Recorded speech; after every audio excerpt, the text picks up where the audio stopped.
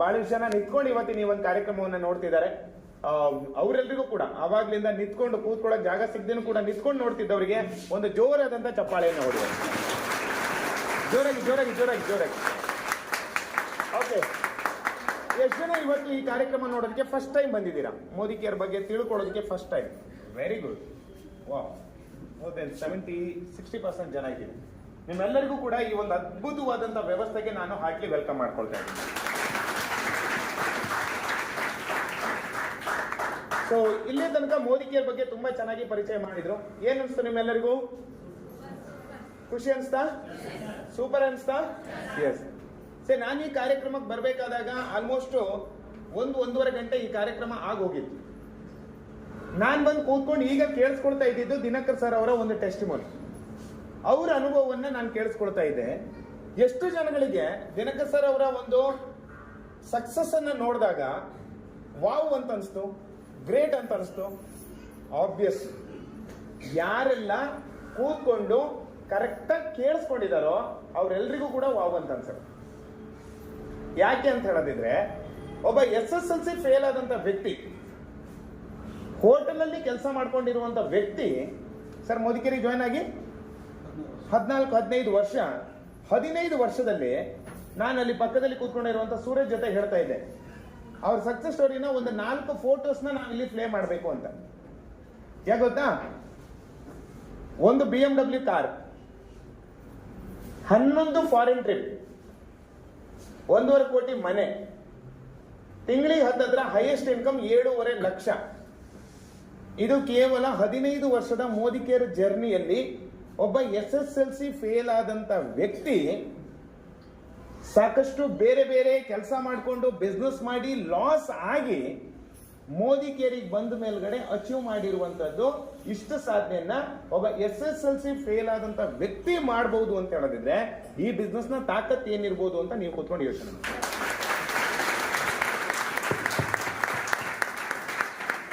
ನನಗೆ ಅವಾಗ್ಲೂ ಕೂತ್ಕೊಂಡು ಯೋಚನೆ ಮಾಡ್ತಿದ್ದಾಗ ಏನಂತ ಹೇಳೋದಿದ್ರೆ ಅನ್ಸಿದ್ ಒಂದೇ, ಈ ಬಿಸ್ನೆಸ್ ಅಲ್ಲಿ ಲಾಂಗ್ ಟರ್ಮ್ ಅಲ್ಲಿ ಯಾರು ನಿಂತ್ಕೊಳ್ತಾರೋ ಯಾರು ಬೇಕಾದ್ರೂ ಗೆಲ್ತಾರೆ. ಆದ್ರೆ ನೀವು ಕೂಡ ಬಹಳಷ್ಟು ಜನರನ್ನ ಮೋದಿ ಕೇರ್ ನಲ್ಲಿ, ಇವತ್ತು ಮೋದಿ ಕೇರ್ ಅಂತಲ್ಲ, ಇಲ್ಲಿಗೆ ಬರೋದಕ್ಕಿಂತ ಮುಂಚೆನೂ ಕೂಡ ಮೋದಿ ಕೇರ್ ಮಾಡಿದವರು, ನಾನು ನೋಡಿದ್ದೀನಿ, ನಾನು ಮಾಡಿದ್ದೀನಿ, ನಾನು ಕೇಳಿದ್ದೀನಿ ಅಂತ ಹೇಳಿದವರು ನಿಮಗೆ ಹಿಂದೆನೂ ಹೇಳಿರ್ಬಹುದು. ಇವತ್ತು ನೋಡ್ಕೊಂಡು ಹೋಗಿ ಬೇರೆಯವ್ರ ಹತ್ರ ಹೇಳಿದ್ರು ಕೂಡ ಹೇಳೋರು ತುಂಬಾ ಜನ ಸಿಗ್ತಾರೆ. ಎಸ್ಆರ್ನು ಬಹಳಷ್ಟು ಜನ ಮೋದಿ ಕೇರ್ನ ನೋಡಿದವ್ರು ಇದ್ದಾರೆ, ಮೋದಿ ಕೇರ್ನ ಒಂದ್ಸಲ ಮಾಡಿನೂ ಸುಮ್ಮನೆ ಆದವ್ರು ಇದ್ದಾರೆ. ಇದರ ಬಹಳಷ್ಟು ಜನ ಇರ್ತಾರೆ. ನಾನು ಕೂತ್ಕೊಂಡು ಇಲ್ಲಿ ಕೂತ್ಕೊಂಡು ಯೋಚನೆ ಮಾಡೋದಷ್ಟೇ, ಎಷ್ಟು ಜನ ಈ ಮೋದಿ ಕೇರ್ ಬಿಸ್ನೆಸ್ ನ ನೋಡಕ್ ಬರ್ತಾರೆ. ನೋಡಕ್ ಬಂದವ್ರು ಎಲ್ಲರೂ ಕೂಡ ಈ ಬಿಸ್ನೆಸ್ ಒಳಗಡೆ ಬರೋದಿಲ್ಲ. ಬಹಳಷ್ಟು ಜನ ಇದನ್ನ ನೋಡ್ಕೊಂಡು ಹೋಗ್ತಾರೆ, ಅಕ್ಕಪಕ್ಕದವ್ರ ಹತ್ರ ಕೇಳ್ತಾರೆ, ಕೇಳಿದ ಮೇಲ್ಗಡೆ ಅದು ಹಂಗಂತೆ. ಬ್ರದರ್ ಏನಾದ್ರು ಡಿಸ್ಕಷನ್ ಮಾಡ್ತಾ ಇದ್ರೆ ಇಲ್ಲಲ್ಲ, ಕೇಳಿಸ್ತಾ ಇದ್ದೀರ? ಹೌದು. ಆಮೇಲೆ ಏನಾದ್ರು ಇದ್ರೆ ಡಿಸ್ಕಷನ್ ಮಾಡ್ತಾರೆ, ನಾನು ಹೇಳೋದು ಕೇಳಿಸ್ಬಿಟ್ಟು. ಓಕೆ, ಈ ಏಜ್ ಹಾಗೆ ಇರುತ್ತೆ. ಓಕೆ, ಸೊ 15 ವರ್ಷ ಈ ಬಿಸ್ನೆಸ್ ಅಲ್ಲಿ ನಿಂತ್ಕೊಂಡ್ರೆ ಏನ್ ಮಿರಾಕಲ್ ಆಗುತ್ತೆ ಅಂತ. ಯಾಕೆ ನಾನು ಇದನ್ನ ಹೇಳ್ತಾ ಇದ್ದೀನಿ ಅಂತ ಹೇಳಿದ್ರೆ, ನಾನು ಕೂಡ ಈ ಬಿಸ್ನೆಸ್ ಬಂದು 16 ವರ್ಷ. ನಾನು ಈ ಬಿಸ್ನೆಸ್ ಬರೋದಕ್ಕಿಂತ ಮುಂಚೆ ಒಂದು ಬ್ಯಾಂಕಲ್ಲಿ ಕೆಲಸ ಮಾಡ್ತಾ ಇದ್ದೆ. ಬ್ಯಾಂಕ್ ಕೆಲಸ ಮಾಡೋದಕ್ಕಿಂತ ಮುಂಚೆ ಬೇರೆ ಬೇರೆ ನಾನು ಕೂಡ ಹೋಟೆಲ್ ಇಂದ ಜೀವನ ಶುರು ಮಾಡಿರೋದು. ಹೋಟೆಲ್ ಅಲ್ಲಿ ಒಬ್ಬ ಸಪ್ಲೈಯರ್ ಆಗಿ ಕೆಲಸ ಮಾಡ್ತಿದ್ದೆ, ಆಮೇಲೆ ಸೇಲ್ಸ್ ಮ್ಯಾನ್ ಆಗಿದ್ದೆ, ಆಮೇಲೆ ಬೇಕರಿ ಮಾಡ್ತಾ ಇದ್ದೆ, ಆಮೇಲೆ ಟ್ರಾವೆಲ್ಸ್ ಏಜೆಂಟ್ ಅನ್ನ ಬಸ್ ಬುಕಿಂಗ್ ಮಾಡೋದು, ಟ್ರಾವೆಲ್ಸ್ ಕೊರಿಯರ್ ಬುಕಿಂಗ್ ಮಾಡೋದು, ಇದನ್ನು ಮಾಡ್ತಾ ಇದ್ವಿ. ಆಮೇಲೆ ಡೋರ್ ಟು ಡೋರ್ ಸೇಲ್ಸ್ ಮಾಡ್ತಾ ಇದ್ವಿ. ಅದರ ನಡುವೆ ಬಾರ್ ಅಂಡ್ ರೆಸ್ಟೋರೆಂಟ್ ಅಲ್ಲಿ ಸಪ್ಲೈಯರ್ ಆಗಿ ಕೆಲಸ ಮಾಡಿದ್ವಿ. ಅದಾದ್ಮೇಲೆ ಬ್ಯಾಂಕ್ ಅಲ್ಲಿ ಕೆಲಸ ಮಾಡಿದ್ದೆ. ಅದಾದ್ಮೇಲೆ 2007 ಅಲ್ಲಿ ನನ್ನ ಲೈಫ್ ಅಲ್ಲಿ ಹುಡುಕಾಟ ಇರುತ್ತಲ್ವಾ, ಇನ್ನೇನಾದ್ರೂ ಮಾಡಬೇಕು ಇನ್ನೇನೋ ಮಾಡಬೇಕು ಅಂತ ಹುಡುಕಾಟಕ್ಕೆ ಫುಲ್ ಸ್ಟಾಪ್ ಹಾಕಿರೋದು ಮೋದಿ ಕೇರ್.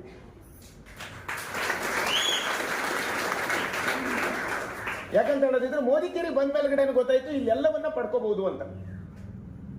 ಮೋದಿ ಕೇರಿಗೆ ಬಂದು ಇವತ್ತು 16-17 ವರ್ಷ ನಾನು ಸೀರಿಯಸ್ಲಿ ಈ ಬಿಸ್ನೆಸ್ ನ ಶುರು ಮಾಡಿ ಒಂದು 15 ವರ್ಷ.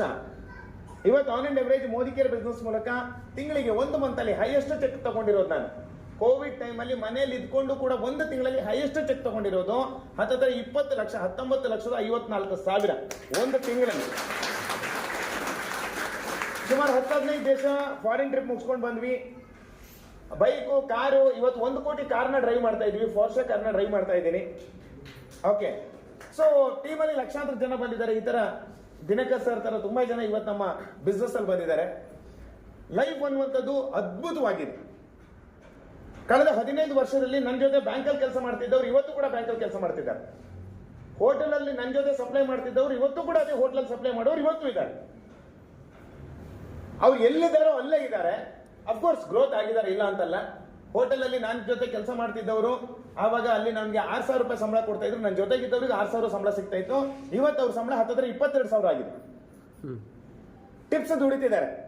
ತಿಂಗಳಿಗೊಂದು ದಿನಕ್ಕೊಂದು 150, 200, 300 ರೂಪಾಯಿ ಟಿಪ್ಸ್ ದುಡಿತಿದ್ದಾರೆ. ಸಂಬಳ ಟಿಪ್ಸು ಅದು ಇದು ಅಂತ ಸೇರಿದ್ರೆ ತಿಂಗಳಿಗೆ ಒಂದು 50,000 ದುಡಿತಾರೆ. ಅದೇ ಮೋದಿ ಕೇರ್ ಮೂಲಕ ನಾನು ಅದನ್ನ ಹತ್ತಿರ ದಿನಕ್ಕೆ ದುಡಿತಾ ಇದ್ದೀನಿ. ಇದು ಮೋದಿ ಕೇರ್ನ ಕೆಪಾಸಿಟಿ. ಬಹಳಷ್ಟು ಜನಕ್ಕೆ ಅನ್ಸುತ್ತೆ ಚಪ್ಪಳೆ ಹೊಡಿಬೇಕು, ಬಹಳಷ್ಟು ಜನ ಚಪ್ಪಳೆ ಹೊಡಿಯೋದು ಬೇಡ. ವಾಸ್ತವ ಏನಂತ ತಿಳ್ಕೊಳ್ಳಿ. ಬಹಳಷ್ಟು ಜನ ಹೇಳ್ತಾರೆ ತುಂಬಾ ಚೆನ್ನಾಗಿ ಮೋಟಿವೇಶನ್ ಮಾಡ್ತಾರೆ, ತುಂಬಾ ಚೆನ್ನಾಗಿ ಇದನ್ನ ಹೇಳ್ತಾರೆ, ಇದೆಲ್ಲ ಆಗತ್ತಾ ಹೋಗುತ್ತಾ ಅನ್ನುವಂಥದ್ದು ಬಹಳ ಬಂದಂತ ಕೂತ್ಕೊಂಡಂತ 90% ಜನಗಳಿಗೆ ಅನ್ಸುತ್ತೆ. ಯಾಕಂತ ಹೇಳೋದಿದ್ರೆ ಫಾರ್ ದ ಫಸ್ಟ್ ಟೈಮ್ ನಾನು ಬಂದು ಕೂತ್ಕೊಂಡಾಗ್ಲೂ ನನಗೂ ಇದೆ ಅಂತ ಅನ್ಸುತ್ತೆ. ಇದೇನಪ್ಪ ಯಾರೋ ಒಬ್ರು ತರಕಾರಿ ಮಾರಾಟ ಮಾಡೋರು ಬಂದು ಹೇಳ್ತಾ ಇದ್ರು ನಾನು 50,000 ದುಡಿತಾ ಇದ್ದೀನಿ, ಕಾರ್ ತಗೊಂಡಿದ್ದೀನಿ ಅಂತ. ನಾನು ಕೂತ್ಕೊಂಡು ಯೋಚನೆ ಮಾಡ್ತಾ ಇದ್ದೆ, ಏನ್ ಚೆನ್ನಾಗಿ ಹೇಳ್ತಾರಪ್ಪ, ಡಿಗ್ರಿ ಮಾಡಿದವನಿಗೆ 10,000 ರೂಪಾಯಿ ಸಂಬಳ ಸಿಗಲ್ಲ, ತರಕಾರಿ ಮಾರೋರಿಗೆ 50,000 ರೂಪಾಯಿ ಕೊಡ್ತಾರಂತ. ಕರೆಕ್ಟಾ? ಅಬ್ವಿಯಸ್ಲಿ. ಯಾಕಂದ್ರೆ ನನಗೆ ಗೊತ್ತಿರ್ಲಿಲ್ಲ ಡಿಗ್ರಿ ಮಾಡಿದ್ದು ನಾನು ಪುಸ್ತಕ ಕೂಡ ಮಾತ್ರ ಪ್ರಪಂಚ ನೋಡಿಲ್ಲ ಅಂತ ನನಗೆ ಗೊತ್ತಿರ್ಲಿಲ್ಲ. ನನ್ನ ಪ್ರಕಾರ ಪುಸ್ತಕನೇ ಪ್ರಪಂಚ ಅಂತ ಅನ್ಕೊಂಡಿದ್ದೆ. ಬಹಳಷ್ಟು ಜನ ಇಲ್ಲಿ ಬಂದು ಕೂತ್ಕೊಂಡವ್ರು ಏನ್ ಅನ್ಕೊಂಡಿರ್ತೀವಿ ಅಂತ ಹೇಳಿದ್ರೆ ನಾವು ನೋಡಿರೋದನ್ನ ಮಾತ್ರ ಸತ್ಯ ಅಂತ ಅನ್ಕೊಂಡಿರ್ತೀವಿ. ಎಸ್ಆರ್ನು ನಮ್ಮ ತಿಳುವಳಿಕೆನೇ ಅಂತಿಮ, ಜಗತ್ತಿನ ಎಲ್ಲ ಸತ್ಯ ನಮ್ಗೆ ಗೊತ್ತಿದೆ ಅಂತ ಅನ್ಕೊಂಡಿರ್ತೀವಿ. ಇದನ್ನ ಬಿಟ್ರೆ ಬೇರೆ ಯಾವ್ದು ಇಲ್ಲ ಅಂತ. ಇನ್ಯಾರೋ ಬಂದು ಮಾತಾಡ್ತಾ ಇದ್ರು, ಒಬ್ರು ಹೌಸ್ ವೈಫ್ ರಾಜಮ್ಮನ್ ಅಂತ ಒಬ್ರು ಲೇಡಿ ಬಂದು ಮಾತಾಡ್ತಾ ಇದ್ರು, 45,000 ದುಡಿತಾ ಇದ್ದೀನಿ ಅಂತ. ಅವ್ರು ಹೇಳ್ತಾ ಇದ್ರು ಅಡಿಗೆ ಮಾಡ್ಕೊಂಡು, ಮಕ್ಕಳು ನೋಡ್ಕೊಂಡು, ಗಂಡನ್ ನೋಡ್ಕೊಂಡು, ಮನೆ ನೋಡ್ಕೊಂಡು, ಮೋದಿ ಕೇರ್ನ ಹಿಂಗೋಗಿ ಹಂಗ್ ಬಂದ್ ಮಾಡ್ತಾ ಇದ್ದೀನಿ, ತಿಂಗಳಿಗೆ 45,000 ದುಡಿತಾ ಇದ್ದೀನಿ, ಕಾರ್ ತಗೊಂಡಿದ್ದೀನಿ, ಫಾರಿನ್ ಟ್ರಿಪ್ಗೆ ಹೋಗ್ತಾ ಇದ್ದೀನಿ ಅಂತ. ನಾನು ಕೂತ್ಕೊಂಡು ನಗಾಡ್ತಿದ್ದೆ. ಯಾಕೆ ಹೇಳಿ? ನಾವು ಡಿಗ್ರಿ ಮಾಡ್ಕೊಂಡು ನಾನೆಲ್ಲ ಕೆಲಸ ಮಾಡ್ಬಿಟ್ಟಿದ್ದೀನಿ. ಹೋಟೆಲ್ ಕೆಲಸ ಆಯ್ತು, ಬೇಕರಿ ಆಯ್ತು, ಟ್ರಾವೆಲ್ಸ್ ಆಯ್ತು, ಸೇಲ್ಸ್ ಆಯ್ತು, ಬ್ಯಾಂಕಿಂಗ್ ಬಂದಿದ್ದೆ. ಇಷ್ಟನ್ನೆಲ್ಲ ಮುಗಿಸ್ಕೊಂಡು ಬರ್ಬೇಕಾದ್ರೂ 15,000 ದಾಟಕ್ಕಾಗಿಲ್ಲ. 15,000 ಸಂಬಳ ದಾಟಕ್ಕಾಗಿಲ್ಲ. ಹೇಳಿ ಕೇಳಿ, ಎಜುಕೇಶನ್ ಇತ್ತು, ಯಂಗ್ಸ್ಟರ್ಸ್ ಊರ್ ಬಿಟ್ಟು ಬಂದಿದೀವಿ, ಕಷ್ಟಪಡ್ತಾ ಇದೀವಿ, ಬೆಳಗಿನ ಸಂಜೆ ತನಕ ಒದ್ದಾಡ್ತಾ ಇದೀವಿ. 15,000 ದಾಟ್ಸಕ್ಕಾಗಿಲ್ಲ. ಇವ್ರು 45,000 ದುಡಿತಾ ಇದ್ದೀನಿ, ಹಿಂಗ್ ಬಂದ್ ಹಂಗ ಹೋಗಿ ಅಂತ ಹೇಳ್ತಾರೆ. ಏನ್ ಕಿವಿಮೇಲೆ ಹೂ ಇಡ್ತಿದಾರ, ಪಾರ್ಕನ್ನ ಇಡ್ತಿದಾರ? ಇಲ್ಲಿ ಬಹಳಷ್ಟು ಜನ ಹಂಗೆ ಅನ್ಸುತ್ತೆ. 100% ನಾವು ಬಹಳಷ್ಟು ಜನ ನಮ್ಮನ್ನ ಸಾಮಾನ್ಯ ವ್ಯಕ್ತಿಗಳಂತ ಯಾಕೆ ಹೇಳ್ತಾರೆ ಅಂದ್ರೆ ನಮ್ಮ ಯೋಚನೆಗಳು ಅಷ್ಟು ಸಾಮಾನ್ಯವಾಗಿರೋದು. ಹಲೋ, ನಾವು ಹೆಂಗ್ ಅನ್ಕೊಂಡಿರ್ತೀವಿ ಅಂತ ಹೇಳಿದ್ರೆ ಶ್ರೀಮಂತರಾಗಕ್ಕೆ ಸಾಧ್ಯನೇ ಇಲ್ಲ ಅಂತ ನಾವೇ ಡಿಸೈಡ್ ಮಾಡಿ ಯಾವ್ದು ಹೆಂಗಾಗತ್ತೆ, ಅದ್ ಹೆಂಗಾದ್ರೂ ಆಗತ್ತಪ್ಪ, ಆಗಿದೆ, ಅದನ್ನ ನಂಬಕ್ ಬೇಡ, ಅದು ಹೆಂಗಾಗತ್ತೆ. ಯಾಕಂತ ಹೇಳಿದ್ರೆ ನಾವೆಲ್ಲ ಒಂಥರ ನರಿ ಜಾತಿಯವರು. ನಮ್ ಕೈಯಲ್ಲಿ ಆಗಲ್ಲ ಅಂದ್ರೆ ಇರೋದೆಲ್ಲ ಹುಳಿ ಅನ್ನುವಂಥದ್ದೇ ಮನೋಭಾವ. ಕರೆಕ್ಟ್ ಅಲ್ವಾ? ಎಸ್. ನಾನು ಕೂತ್ಕೊಂಡು ಯಾಕಂತ ಹೇಳದಿದ್ರೆ ನನ್ನ ಪ್ರಕಾರ ನಾನು ಒಪ್ಕೊಳಕ್ ರೆಡಿ ಇಲ್ಲ. ಅದು ಹೆಂಗಾಗತ್ತೆ ಅಂತ ಇವತ್ತು ಕೂಡ ನನ್ಗಷ್ಟೇ ಕೆಲವೊಂದು ಒಪ್ಕೊಳಕ್ ಆಗಲ್ಲ. ಆ ಒಪ್ಕೊಳಕ್ ಆಗದಿರುವಂತದ್ನ ನಾವು ಎಲ್ಲಿ ತನಕ ಅದ್ರ ಬಗ್ಗೆ ಸ್ಟಡಿ ಮಾಡ್ಬೇಕು ಅಂತ ಹೇಳದಿದ್ರೆ ಅದರಲ್ಲಿ ಗೆದ್ದಂತ ವ್ಯಕ್ತಿಗಳ ಜೊತೆ ಕೂತ್ಕೋಬೇಕು, ಅದನ್ನ ಬೆನ್ನು ಹತ್ತಬೇಕು, ಅದ್ರ ಒಳಗಡೆ ಇಳಿಬೇಕು, ಸ್ಟಡಿ ಮಾಡ್ಬೇಕು. ಆವಾಗ ಗೊತ್ತಾಗುತ್ತೆ ಇದರಲ್ಲಿ ಏನ್ ಸತ್ಯತೆ ಇದೆ ಅಂತ ಹೇಳ್ಬೇಕು. ನಾನು 17 ವರ್ಷದ ಹಿಂದ್ಗಡೆ ಈ ತರ ನಿಮ್ ತರನೇ ಫಸ್ಟ್ ಟೈಮ್ ಬಂದು ಕೂತ್ಕೊಂಡಾಗ ಎಲ್ಲ ಕೇಳಿಸ್ಕೊಂಡ್ ಮೇಲ್ಗಡೆ ಕರ್ಕೊಂಡ್ ಬಂದವ್ರನ್ನ ಫಸ್ಟ್ ಗಟ್ಟಿಯಾಗಿ ಇಟ್ಕೊಂಡಿದ್ದೆ. ಸರ್ ಹೆಂಗ್ ಸರ್ ಇದೆಲ್ಲ ಸಾಧ್ಯ? ಅವತ್ ನಂಬದೇ ಇರೋದಕ್ಕೆ ಇನ್ನೂ ಕೆಲವು ಕಾರಣಗಳಿದ್ವಿ. ಯಾಕಂತ ಹೇಳಿದ್ರೆ ಇವ್ರು ಇಷ್ಟು ಜನ ಮಾತಾಡಿಲ್ಲ. IAS ಆಫೀಸರ್ಸ್ ಆ ಬಿಸ್ನೆಸ್ ನ ಪಾರ್ಟ್ ಟೈಮ್ ಅಲ್ಲಿ ಮಾಡ್ತಿದ್ದವ್ರು ಇವತ್ತು ಇದೆ. ಇಸ್ರೋದಲ್ಲಿ ಕೆಲಸ ಮಾಡ್ತಿರುವಂತ ಸೈಂಟಿಸ್ಟ್ ಬಿಸ್ನೆಸ್ ನ ಕೆಲಸ ಪಾರ್ಟ್ ಟೈಮ್ ಅಲ್ಲಿ ಮಾಡ್ತಿದ್ದಾರೆ. ಏರೋನಾಟಿಕಲ್ ಇಂಜಿನಿಯರ್ ಆಗಿರುವಂತ ಫಿಲಿಪ್ ಸಿಂಗ್ ಸರ್ ಅನ್ನೋರು ಈ ಬಿಸ್ನೆಸ್ ನ ಪಾರ್ಟ್ ಟೈಮ್ ಅಲ್ಲಿ ಮಾಡ್ತಿದ್ದಾರೆ. ನನಗೆ ಆಶ್ಚರ್ಯ ಆಗೋದು ಏನಂತ ಹೇಳಿದ್ರೆ, ಓಕೆ ತರಕಾರಿ ಮಾರಾಟ ಮಾಡಿದವರು ಏನೋ ಹೇಳ್ಬೋದು, ಆಟೋ ಡ್ರೈವರ್ ಏನೋ ಹೇಳಿರ್ಬೋದು, ಹೌಸ್ ವೈಫ್ ಏನೋ ಹೇಳಿರ್ಬೋದು, ಇಸ್ರೋದಲ್ಲಿ ಸೈಂಟಿಸ್ಟ್ ಆಗಿದ್ದವರು ಈ ಬಿಸ್ನೆಸ್ ಮಾಡ್ತಾರೆ ಅಂತ ಹೇಳಿದ್ರೆ ಇಲ್ಲ ಏನೋ ಇರ್ಬೇಕು. ಎಸ್ಆರ್ನು? Hello hello. HL ಅಲ್ಲಿ ಏರೋನಾಟಿಕಲ್ ಇಂಜಿನಿಯರ್ ಆದವರು, ಅದನ್ನ ಸುಳ್ಳು ಹೇಳಕ್ಕಾಗಲ್ಲ. ಯಾಕಂತ ಹೇಳಿದ್ರೆ ವಿತ್ ಡಾಟಾ ಅವ್ರ ಹತ್ರ ರೆಡಿ ಇರುತ್ತೆ. ನಾನು ಕರ್ಕೊಂಡು ಬಂದವ್ರ ಹತ್ರ ಕೇಳಿದ್ದಿಷ್ಟೇ, ಸರಿ ಇಷ್ಟೆಲ್ಲ ಸುಲಭವಾಗಿ ದುಡಿಯಕ್ಕೆ ಒಂದು ದಾರಿ ಇದ್ರೆ ಜನ ಯಾಕೆ ಹೊರಗಡೆ ಅಷ್ಟು ಕಷ್ಟಪಡ್ತಿದ್ದಾರೆ? ಹಲೋ, ಎಷ್ಟು ಜನಕ್ಕೆ ಕ್ವಶನ್ ರೈಸ್ ಆಗತ್ತೆ? ಎಲ್ಲರಿಗೂ ಕರೆಕ್ಟ್ ಅಲ್ವಾ? ನಾನು ಇದಕ್ಕೆ ನಿಮ್ಗೆ ಉತ್ತರ ಹೇಳ ಎಷ್ಟು ಜನಕ್ಕೆ ಉತ್ತರ ಬೇಕು? ನಾನು ನಿಮ್ಗೆ ಹೇಳ್ತೀನಿ ಕೇಳಿ. ಹೊರಗಡೆ ಇರುವಂತ 90% ಜನಗಳಿಗೆ ಸಕ್ಸಸ್ ಆಗೋದು ಕಷ್ಟ ಅಲ್ಲ, ಯಶಸ್ಸು ಆಗೋದು ಕಷ್ಟ ಏನಿಲ್ಲ. ಆದ್ರೆ ನಾನೇ ಯಶಸ್ಸಾಗ್ತೀನಿ ಅಂತ ನನ್ನನ್ನು ನಂಬುದೇ ದೊಡ್ಡ ಕಷ್ಟ. Hello hello. Yes or no? ಈಗ ನಾನು ನಿಮ್ಮ ಹತ್ರ ಕೇಳ್ತೀನಿ, ಟಾಟಾದವರು ಸಾವಿರಾರು ಕೋಟಿ ಸಂಪಾದನೆ ಮಾಡಿದಾರ ಇಲ್ವಾ? ಅವ್ರೇನ್ ದೇವಲೋಕದಿಂದ ಬಂದವರು ಮನುಷ್ಯ? ಈಗ ಡೌಟ್ ಶುರು ಆಗುತ್ತೆ, ಹೌದಲ್ವಾ ಸರ್? ಅವರು ಮನುಷ್ಯ. ಬೇಡ, ಟಾಟಾ ಬಿಟ್ಬಿಡೋಣ, ಬಹಳ ಹಳೆ ವ್ಯಕ್ತಿ ಆಗ್ಬಿಟ್ಟು. ಅಂಬಾನಿ ಅವರು 60 ವರ್ಷದ ಹಿಂದ್ಗಡೆ ಬಂದು ಇವತ್ತು ಸಾವಿರಾರು ಕೋಟಿ ಸಂಪಾದನೆ ಮಾಡಿದಾರ ಇಲ್ವಾ? ಮಾಡಿದಾರ ಇಲ್ವಾ? ಇದನ್ನ ನಂಬ್ತಿರಲ್ವಾ? ಇದ್ರಲ್ಲೇನ್ ಡೌಟ್ ಇಲ್ಲಲ್ಲ? ಅಂದ್ರೆ ಜನ ಹಣ ಸಂಪಾದನೆ ಮಾಡ್ಬೋದು ಅನ್ನೋದಕ್ಕೆ ಗ್ಯಾರಂಟಿ ಇದೆಯಲ್ಲ? ಗ್ಯಾರಂಟಿ ಇದೆಯಲ್ಲ? ಅಂಬಾನಿ ಅವರು ದುಡ್ದಿದ್ದಾರೆ. ಏನ್ ಮಾಡಿದ್ದಾರೆ ಅವರು? ಬಿಸ್ನೆಸ್ ಮಾಡಿದ್ದಾರೆ. Yes or no? ಹಾ, ಬಿಸ್ನೆಸ್ ಮಾಡ ಬಿಟ್ಟಾಕೋಣ, ಅವ್ರಿಗೂ ಬೇಡ, ಅದು ತುಂಬಾ ದೂರ ಆಗೋಯ್ತು. ಅಂಬಾನಿ ಅವರು ಯಾರು ಗುಜರಾತ್ ಅವರು, ಅವ್ರನ್ನೆಲ್ಲ ಬೇಡ, ನಮ್ಗೆ ಇಲ್ಲಿ ಹತ್ರದವ್ರು ತಗೊಳ್ಳೋಣ. VRL, Vijay Sankeshwar. Hello. Yes sir. ಮಾಡವ್ರ ರೊಕ್ಕ? Yes sir. ಮಾಡವ್ರಲ್ಲ? Yes sir. 10,000 ಲಾರಿ ಇದಾವಲ್ಲ, ಬಸ್ ಇದಾವಲ್ಲ? ಓಕೆ. ಅವ್ರ ತಾತ ಮುತ್ತಾತ ಎಲ್ರು ಕೂಡ ಚಿನ್ನದ ಗಂಟನ್ನೇ ಹಿಡ್ಕೊಂಡು ಬಂದಿದ್ರ ಅಥವಾ ನಿಮ್ ತರನೇ ಸಾಮಾನ್ಯ ವ್ಯಕ್ತಿಗಳಾಗಿದ್ರ? ಸಾಮಾನ್ಯ ವ್ಯಕ್ತಿ. ಎಷ್ಟು ಲಾರಿಯಿಂದ ಅವ್ರು ಸ್ಟಾರ್ಟ್ ಮಾಡಿದ್ದು? 1 ಲಾರಿ ಸರ್. 1 ಲಾರಿಯಿಂದ. ಕರೆಕ್ಟಾ? Yes sir. ಎಷ್ಟು ವರ್ಷದಲ್ಲಿ ಅವ್ರು ಸಾವಿರಾರು ಕೋಟಿ ಅಧಿಪತಿಗಳಾಗಿದ್ದಾರೆ? ಒಂದು 50 ವರ್ಷದ story. Yes or no? Correct ಅಲ್ವಾ? 50 ವರ್ಷದ ಒಳಗಡೆ ಇಷ್ಟು ದೊಡ್ಡ ಮಟ್ಟಕ್ಕೆ ಬೆಳೆದಿದ್ದಾರೆ. ಅಂದ್ರೆ ಲಾರಿ ಹಾಕಿದವ್ರು ಅವ್ರೊಬ್ರೇನಾ ಅಥವಾ ಅದಕ್ಕಿಂತ ಮುಂಚೆನೂ ಲಾರಿ ಹಾಕಿದವ್ರು ಅವ್ರು ತಗೊಳ್ಬೇಕಾದಾಗ ಬೇರೆ ಯಾರ ಹತ್ರ ಲಾರಿ ಇರ್ಲಿಲ್ವಾ? ಇತ್ತು ಸರ್. ಇತ್ತು ಸರ್. ಇತ್ತು ಸರ್. ಹಲೋ. ಇತ್ತು.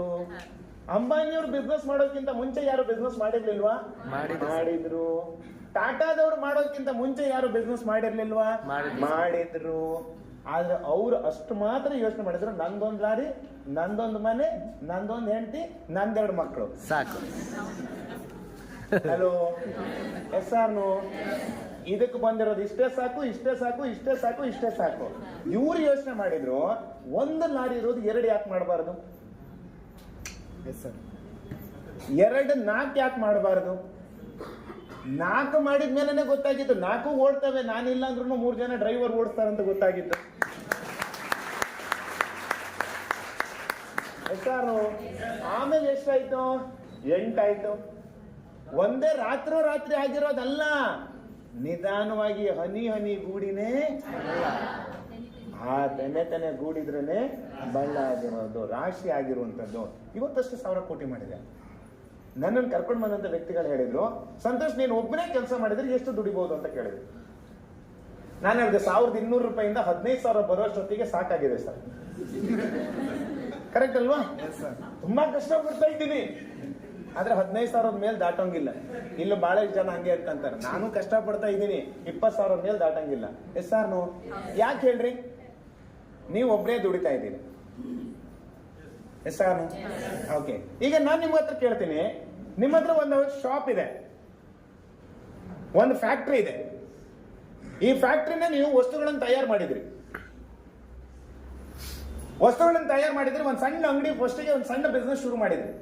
ನಿಮ್ಮದೇ ಅಂಗಡಿಯಲ್ಲಿ ಇಟ್ಕೊಂಡು ಸೇಲ್ ಮಾಡ್ತಾ ಇದ್ರಿ. ತಿಂಗಳಿಗೆ ಒಂದು 10,000 20,000 ದುಡಿತಾ ಇದ್ರಿ. ಹಿಂಗೆ ನಡೆಯುತ್ತಲ್ವಾ ಬಿಸ್ನೆಸ್? ಓಕೆ. ಈಗ ನೀವೇನ್ ಮಾಡಿದ್ರಿ? ಈ ಫ್ಯಾಕ್ಟ್ರಿನ, ಈ ಅಂಗಡಿನ ಹುಬ್ಬಳ್ಳಿ, ಧಾರವಾಡ ಎಲ್ಲ ಈ ಸುತ್ತಮುತ್ತ ಇರುವಂತ ಹಳ್ಳಿಯಲ್ಲಿ ಇದ್ದಂತ 4 ಜನ ಅಂಗಡಿ ಓನರ್ನ ಕರೆದ್ರಿ.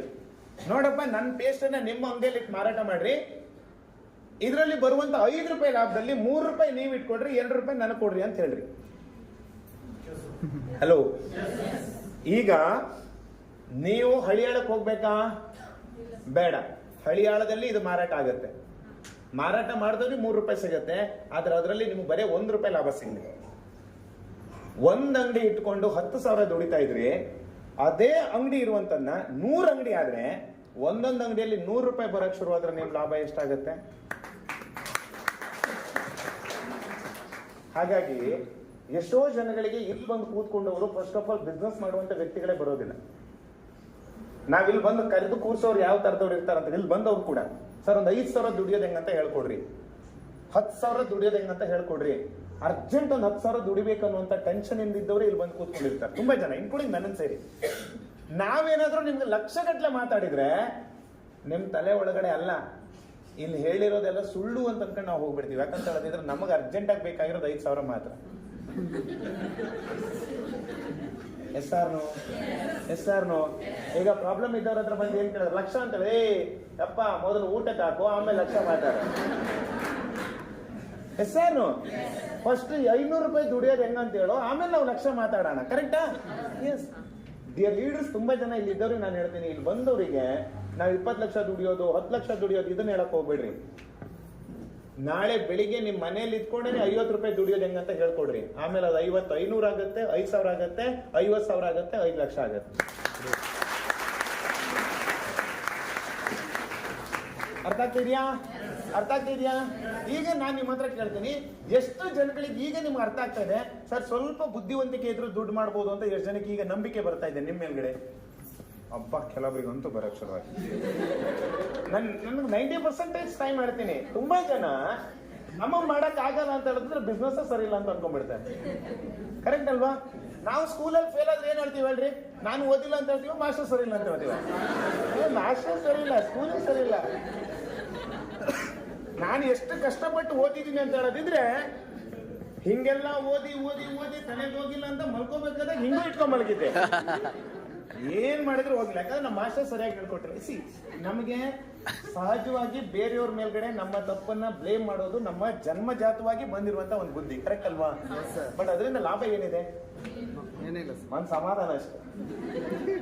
S or no? But end of the day ನಾವು ಸಾಧನೆ ಅಂತೂ ಮಾಡಕ್ ಆಗುದಿಲ್ಲ. ನಾನು ನಿಮ್ಮ ಹತ್ರ ಫಸ್ಟ್ ಇಲ್ಲಿ ಬಂದಂತ ವ್ಯಕ್ತಿ ಹತ್ರ ಕೇಳುವಂತದ್ದಿಷ್ಟೇ, ನಾವೆಲ್ಲರೂ ಕೂಡ ಡಿಸೈಡ್ ಮಾಡಿದ್ರೆ, ನಾವೆಲ್ಲರೂ ಒಂದ್ ಸ್ವಲ್ಪ ತಲೆ ಕೆಡಿಸ್ಕೊಂಡ್ರೆ, ಇಲ್ಲಿ ಯಾರು ಇದ್ದವ್ರು ಬೇಕು, ಇನ್ನು 20 ವರ್ಷದಲ್ಲಿ ನೀವು ಕೂಡ VRL ತರ ಒಂದು ದೊಡ್ಡ ಕಂಪ್ನಿ ಕಟ್ಬೋದು. ಆಗತ್ತಾ ಇಲ್ವಾ? ಆಗತ್ತಾ ಇಲ್ವಾ? ಒಂದು ರೈಟ್ ರೂಟ್ ಬೇಕು. ಕರೆಕ್ಟ್ ಅಲ್ವಾ? ಒಂದು ಸರಿಯಾದಂತ ಅವಕಾಶ ಬೇಕು, ಸರಿಯಾದಂತ ಸಮಯ ಬೇಕು, ಸರಿಯಾದಂತ ಮಾರ್ಗದರ್ಶನ ಬೇಕು. ಎಲ್ಲಕ್ಕಿಂತ ಮುಖ್ಯವಾಗಿ ಜೀವನದಲ್ಲಿ ಏನಾದ್ರೂ ಮಾಡ್ಲೇಬೇಕು ಅನ್ನುವಂತ ಹಠ ಇರ್ಬೇಕು. ಅದಿಲ್ಲ ಅಂತ ಹೇಳೋದಿದ್ರೆ ಸ್ವರ್ಗದಲ್ಲಿ ಬಿಟ್ರು ಕೂಡ ನಾವಲ್ಲಿ ಏನಾದ್ರೂ ಪ್ರಾಬ್ಲಮ್ ಮಾಡ್ಕೊಂಡ್ ಬರ್ಬೇಕು. ಸ್ವರ್ಗ ಅಂತ ಬೇರೆ ಏನೂ ಇಲ್ಲ, ಇಲ್ಲೇ ಇದೆ. ಆದ್ರೆ ನೋಡಕ್ ಕಣ್ಣಿರ್ಬೇಕು ನಮ್ಗೆ. Yes or no? Yes or no? ಅಷ್ಟೇ, ವೆರಿ ಸಿಂಪಲ್. ಈಗ ನಾನು ನಿಮ್ಮ ಹತ್ರ ಕೇಳೋದಷ್ಟೇ, ಮೋದಿ ಕೇರ್ ಅದು ಹೆಂಗೆ ಏನು ಅನ್ನೋದು ಬಿಟ್ಬಿಡಿ. ಫಸ್ಟ್ ನಾನು ನಿಮ್ಮ ಹತ್ರ ಕೇಳುವಂಥದ್ದಕ್ಕೆ 10 ನಿಮಿಷ ನಿಮ್ ಟೈಮ್ ತಗೊಂಡಿರುವಂಥದ್ದು. ಸರ್ ಕರೆಕ್ಟ್, ನಾವು ಸರಿಯಾಗಿ ನಿರ್ಧಾರ ಮಾಡಿದ್ರೆ, ಒಂದು ಒಳ್ಳೆ ಅವಕಾಶ ಸಿಕ್ಕಿದ್ರೆ ಯಾರು ಬೇಕಾದ್ರೂ ಬೆಳಿಬಹುದಾ? ಬೆಳಿಬಹುದಾ? ನಿಮ್ಮ ಹತ್ರ ತಾಕತ್ ಇದೆಯಾ ಇಲ್ವಾ? ಕೆಪಾಸಿಟಿ ಇದೆಯಾ ಇಲ್ವಾ? ಎಸ್. ಈಗ ನಾನು ಬರ್ತೀನಿ, ಹಾಗಾದ್ರೆ ಮೋದಿ ಕೇರ್ ನಲ್ಲಿ ಸರ್ ಹೆಂಗೆ ಎಷ್ಟೆಲ್ಲ ದುಡ್ಡು ಬರುತ್ತೆ, ಮೋದಿ ಕೇರ್ ನಲ್ಲಿ ನಾವು ಹೇಗೆ ಬೆಳಿಬಹುದು? It's very simple. ನಾನು ಕರ್ಕೊಂಡು ಬಂದ ತಕ್ಷಣ ನಮ್ಮ ಸರ್ ಹತ್ರ ಬಂದು ಕೂತ್ಕೊಂಡು ಕೇಳಿದೆ, ಸರ್ ಇದು ಹೆಂಗ್ ಸಾಧ್ಯ? ಯಾಕಂತ ಹೇಳೋದಿದ್ರೆ, ಇಲ್ಲಿದ್ದವ್ರಿಗೆ ಯಾರಿಗಾದ್ರೂ ಕೂಡ ನೀವ್ ಯಾರಾದ್ರೂ ಬರ್ದಿಟ್ಟಿದ್ದೀರಾ 20,000ಕ್ಕಿಂತ ಮೇಲ್ಗಡೆ ನಾನು ದುಡಿಯೋದೇ ಇಲ್ಲ ಅಂತ ಯಾರಾದ್ರೂ ಡಿಸೈಡ್ ಮಾಡಿದೀರಾ? ಚಾನ್ಸ್ ಇದೆ. ಎಲ್ರಿಗೂ ಕೂಡ ಏನಪ್ಪಾ ಅಂತ ಹೇಳೋದಿದ್ರೆ ಸಂಪಾದನೆ ಮಾಡ್ಬೇಕು ಅಂತ ಇದೆ. Yes or no? Yes or no? ಎಷ್ಟು ಸಂಪಾದನೆ ಮಾಡ್ಬೇಕಂತ ಯಾರಾದ್ರೂ ಡಿಸೈಡ್ ಮಾಡಿದ್ರಾ? ಅದು ಇಲ್ಲ. ಹಲೋ ಹಲೋ, ಈ ಕಡೆ ಇದೂ ಇಲ್ಲ, ಈ ಕಡೆ ಅದೂ ಇಲ್ಲ. ಮತ್ತೆ ನಮ್ ಗಾಡಿ ಎಲ್ಲಿ ಹೋಗ್ತಾ ಇದೆ? ಎಲ್ಲಿ ಹೋಗ್ತಾ ಇದೆ ಅಂತಲೇ ಗೊತ್ತಿಲ್ಲ. ಹಲೋ, ಕರೆಕ್ಟಾ? ಇವತ್ತು ಬೆಳಿಗ್ಗೆ ನಿಮ್ಗೆ ಯಾರೋ ಒಬ್ರು ಇಲ್ಲಿ ಪ್ರೋಗ್ರಾಮಿಗೆ ಕರೆದಿದ್ದಾರೆ. ಪ್ರೋಗ್ರಾಮಿಗೆ ಕರೆದವ್ರು ನಿಮ್ಗೆ ಅಡ್ರೆಸ್ ಹೇಳ್ಬೇಕಾ ಬೇಡವಾ? ಬಾರ ಹುಬ್ಳಿಗೆ ಅಂತ ಕರೆದ್ರೆ ನೀವೇನ್ ಹೇಳ್ತೀರಾ? ಎಲ್ಲೋ ಮರೆಯ ಹುಬ್ಳಿ ಬರ್ಬೇಕಂತ ಕೇಳ್ತೀರಾ ಇಲ್ಲ? ಹಲೋ, ಕರೆಕ್ಟಾ? ಹುಬ್ಳಿ ಬಂದ ಮೇಲ್ಗಡೆ ಆದ್ರೂ ಕೇಳ್ತಿರಲ್ಲ, ಹುಬ್ಳಿಯಲ್ಲಿ ಎಲ್ಲಿ ಬರ್ಬೇಕಪ್ಪ? APMC ಗೇಟ್ ಎದುರುಗಡೆ ಬರಪ್ಪ, ಇಲ್ಲಿ ಒಂದು ಹಾಲ್ ಇದೆ, ಇಲ್ಲಿಗೆ ಬರ್ರಿ ಅಂತ ಹೇಳ್ಬೇಕು. ಒಂದು ದಿನ ನಾವು ಮನೆ ಬಿಡ್ಬೇಕಂತ ಹೇಳೋದಿದ್ರೆ ಒಂದು ಪ್ಲಾನ್ ಅಂತ ಇರ್ತಾವ ನಮ್ಮ ಹತ್ರ. ಪ್ಲಾನ್ ಇಲ್ಲ ಅಂದ್ರೆ ಕೈಕಲ್ಲಿ ಆಡಂಗಿಲ್ಲ. ಇವತ್ತು ಎಷ್ಟೋ ಜನ ಮಕ್ಕಂಡೇ ಇದ್ದಾರೆ ಇನ್ನು. ಯಾಕೆ ಹೇಳ್ರಿ? ಸಂಡೇ ಸಂಡೇ ಸಂಡೇ ಅಂದ್ರೆ ಅವ್ನಿಗೆ ಗೊತ್ತು ಇವತ್ತೇನು ಕೆಲಸ ಕಾರ್ಯ ಇಲ್ಲ. ಇನ್ನು ಎಷ್ಟೋ ಜನ ಸ್ನಾನನೇ ಮಾಡಿಲ್ಲ. 90% ಜನ ಇವತ್ತು ಎಷ್ಟೋ ಜನ ಸ್ನಾನ ಮಾಡಿರಲ್ಲ. ಎಸಾನು ಯಾಕೆ ಹೇಳ್ರಿ? ಸಂಡೇ ಸ್ನಾನ ಮಾಡಿ ಎಲ್ಲಿಗೆ ಹೋಗೋಣ? ನನ್ನ ಫ್ರೆಂಡ್ ಒಬ್ಬಿದ್ದ, ಹಾಸ್ಟೆಲಲ್ಲಿ ಓದ್ತಿರ್ಬೇಕಾದಾಗ. ಅವ್ನು ಆಲ್ವೇಸ್ ನಾನು ನೆನ್ಪು ಮಾಡ್ಕೊಂತೀನಿ, ಶೇಖರ್ ಅಂತ ಹೇಳ್ಬಿಟ್ಟು. ರಾತ್ರಿ 12 ಗಂಟೆಗೆ ಸ್ನಾನ ಮಾಡಕ್ಕೆ ಬಾವಿಕಟ್ಟೆಗೆ ಹೋಗೋಣ, ಸೀದಾ ಬಾಕ್ಲಿಗೆ ಹತ್ರ ಹೋಗಿ ಸ್ನಾನ ಮಾಡ್ಕೊಂಡು. ಅವನ ಹತ್ರ ಸೋಪು ಶಾಂಪು ಇಲ್ಲ ಅಂದ್ರೆ ಎಲ್ಲರೂ ಕಡೆ ಸೋಪ್ ಕೊಡು, ಶಾಂಪು ಕೊಡು. ಇವ್ನು ಯಾವಾಗಲೂ ಇದೇ ಡೈಲಾಗ್. ಸ್ನಾನ ಮಾಡ್ಕೊಂಡು ಬರೋನು, ಕನ್ನಡಿ ಮುಂದ್ಗಡೆ ಹೋಗಿ ನಿಂತ್ಕೊಳ್ಳೋನು, ಯಾರ ಹತ್ರ ಕೇಳೋಣ ಪೌಡರ್ ಕೊಡು. ಇವನ್ ಏನೂ ಇರೋದಿಲ್ಲ, ಆದ್ರೆ ಇವ್ನು ಶೋಕಿ ಬಿಡೋದಿಲ್ಲ.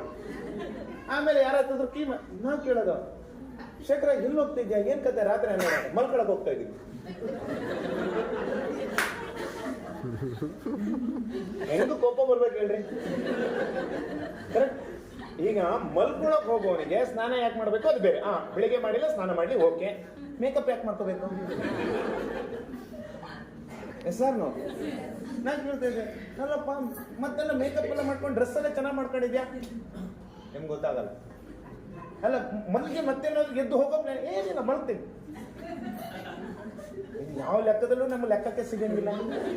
ಮತ್ ಮೇಕಪ್ ಅಲ್ಲ, ಕನ್ಸಲ್ಲಿ ಚಲೋ ಹೆಣ್ಮಕ್ಳು ಬರ್ತಾರೆ.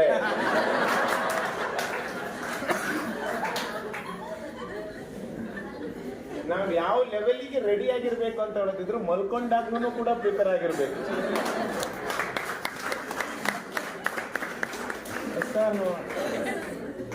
ಈಗ ಕೆಲವ್ರು ಹೇಳ್ತಾರೆ ನಮ್ ಲೈಫ್ ಯಾಕೆ ಹಳಿ ತಪ್ಪಿದೆ ಅಂದ್ರೆ ನಾವು ದಿನನೂ ಸ್ನಾನ ಮಾಡಲ್ಲ.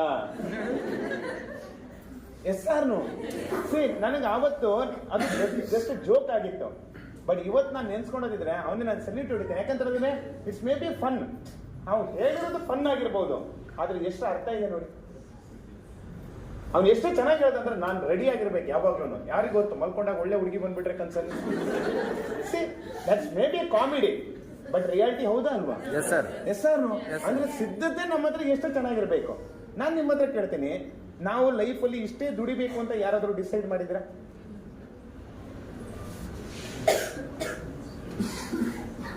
ನಾನೀಗ ನಿಮ್ಮ ಹತ್ರ ಕೇಳ್ತೇನೆ, ಮಧ್ಯಾಹ್ನ ಹೋಗ್ಬೇಕಾದಾಗ ಬಿರಿಯಾನಿ ತಿನ್ಬೇಕು ಅಂತ ಅನ್ಕೊಂಡು ಖಾನಾವಳಿಗೆ ಹೋಗ್ತೀರಾ?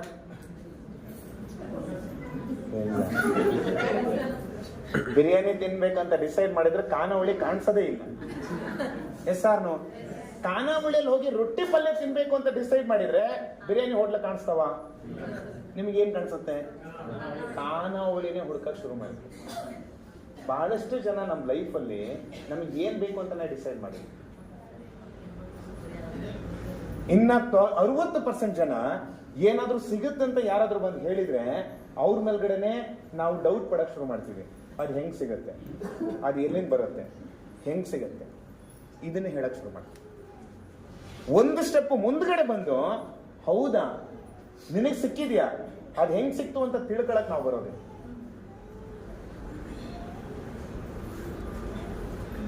ಯಾಕೆಂದ್ರೆ ನಾನು ಹೇಳ್ತಾ ಇದ್ದೀನಿ ಅಂತ ಹೇಳೋದಿದ್ರೆ, ನಾನು ಮೋದಿಕೇರಿ ಬಿಸ್ನೆಸ್ ಬಂದಾಗ ನನ್ನ ಸ್ಟೋರಿ ನಿಮ್ಗೆ ಎಲ್ರಿಗೂ ಗೊತ್ತಿದೆ. ನನ್ನ ಜೊತೆಗೆ ಕೆಲಸ ಮಾಡ್ತಿರುವಂತ 14 ಜನ ಹುಡುಗರು ಒಟ್ಟಿಗೆ ಬಂದು ನಾವು ನೋಡಿದ್ವಿ. 14 ಜನರಲ್ಲಿ 13 ಜನನು ಕೂಡ ಯಾರೋ ಒಬ್ಬ ಏನೋ ಹೇಳಿದ್ರು ಅಂತ ಹೇಳ್ಬಿಟ್ಟು ಇದೆಲ್ಲ ನಡೆಯಂಗಿಲ್ಲ ಕಾಣೋ ಅಂತ ಹೇಳಿದಕ್ಕೆ ಇವತ್ತೆಲ್ಲ 2007 ಅವ್ನು ಯಾರೋ ಒಬ್ಬ ಹೇಳಿದಕ್ಕೋಸ್ಕರ 13 ಜನ ಬಂದಿಲ್ಲ. ಅದ್ರಲ್ಲಿ 3 ಜನ 10 ವರ್ಷ ಆದ್ಮೇಲೆ ಕಡೆ ಜಾಯ್ನ್ ಆದ್ರು, ಇನ್ನು 10 ಜನ ಜಾಯ್ನ್ ಆಗಿಲ್ಲ. ನನಗವ್ರು ಬಂದಿಲ್ಲ ಅಂದ್ರೆ ಬೇಜಾರಿಲ್ಲ, ಅವ್ರು ಮಾಡಿಲ್ಲ ಅಂತನೂ ಬೇಜಾರಿಲ್ಲ. ಆದ್ರೆ ಇವತ್ತು ಅವ್ರ ಲೈಫಲ್ಲಿ ಹೆಂಗಿದಾರೆ ಅಂತ ನೋಡಿದಾಗ ಮಾತ್ರ ಬಹಳ ಬೇಜಾರಾಗತ್ತೆ. Hello hello yes or no? ಇಷ್ಟೇ ಬೇಜಾರಾಗುತ್ತೆ. ಬಿಟ್ರೆ ಎಲ್ಲರೂ ಎಲ್ಲ ಬಿಸ್ನೆಸ್ ಮಾಡಕ್ ಆಗಲ್ಲ. ಕಾಮಿಡಿ ಏನಂತ ಹೇಳದಿದ್ರೆ, ಅವತ್ತೇನಾದ್ರೂ ಸರಿ ಇಲ್ಲ ಅಂತ ಹೇಳ್ದವನಲ್ಲ ಅವನೇನಾದ್ರೂ ಸರಿಯಾಗಿದ್ದಾನ? ನಮ್ಮ ಲೈಫಲ್ಲಿ ಯಾರ ಹತ್ರ ನಾವು ಅಡ್ವೈಸ್ ತಗೊಳ್ತೀವಿ ಅನ್ನುವಂಥದ್ದು ಬಹಳ ಇಂಪಾರ್ಟೆಂಟ್ ಆಗುತ್ತೆ. ಡಿಯರ್ ಫ್ರೆಂಡ್ಸ್, ಮೋದಿಕೇರ್ ಅನ್ನುವಂಥ ಬಿಸ್ನೆಸ್ ಶುರುವಾಗಿ 1996ರಲ್ಲಿ.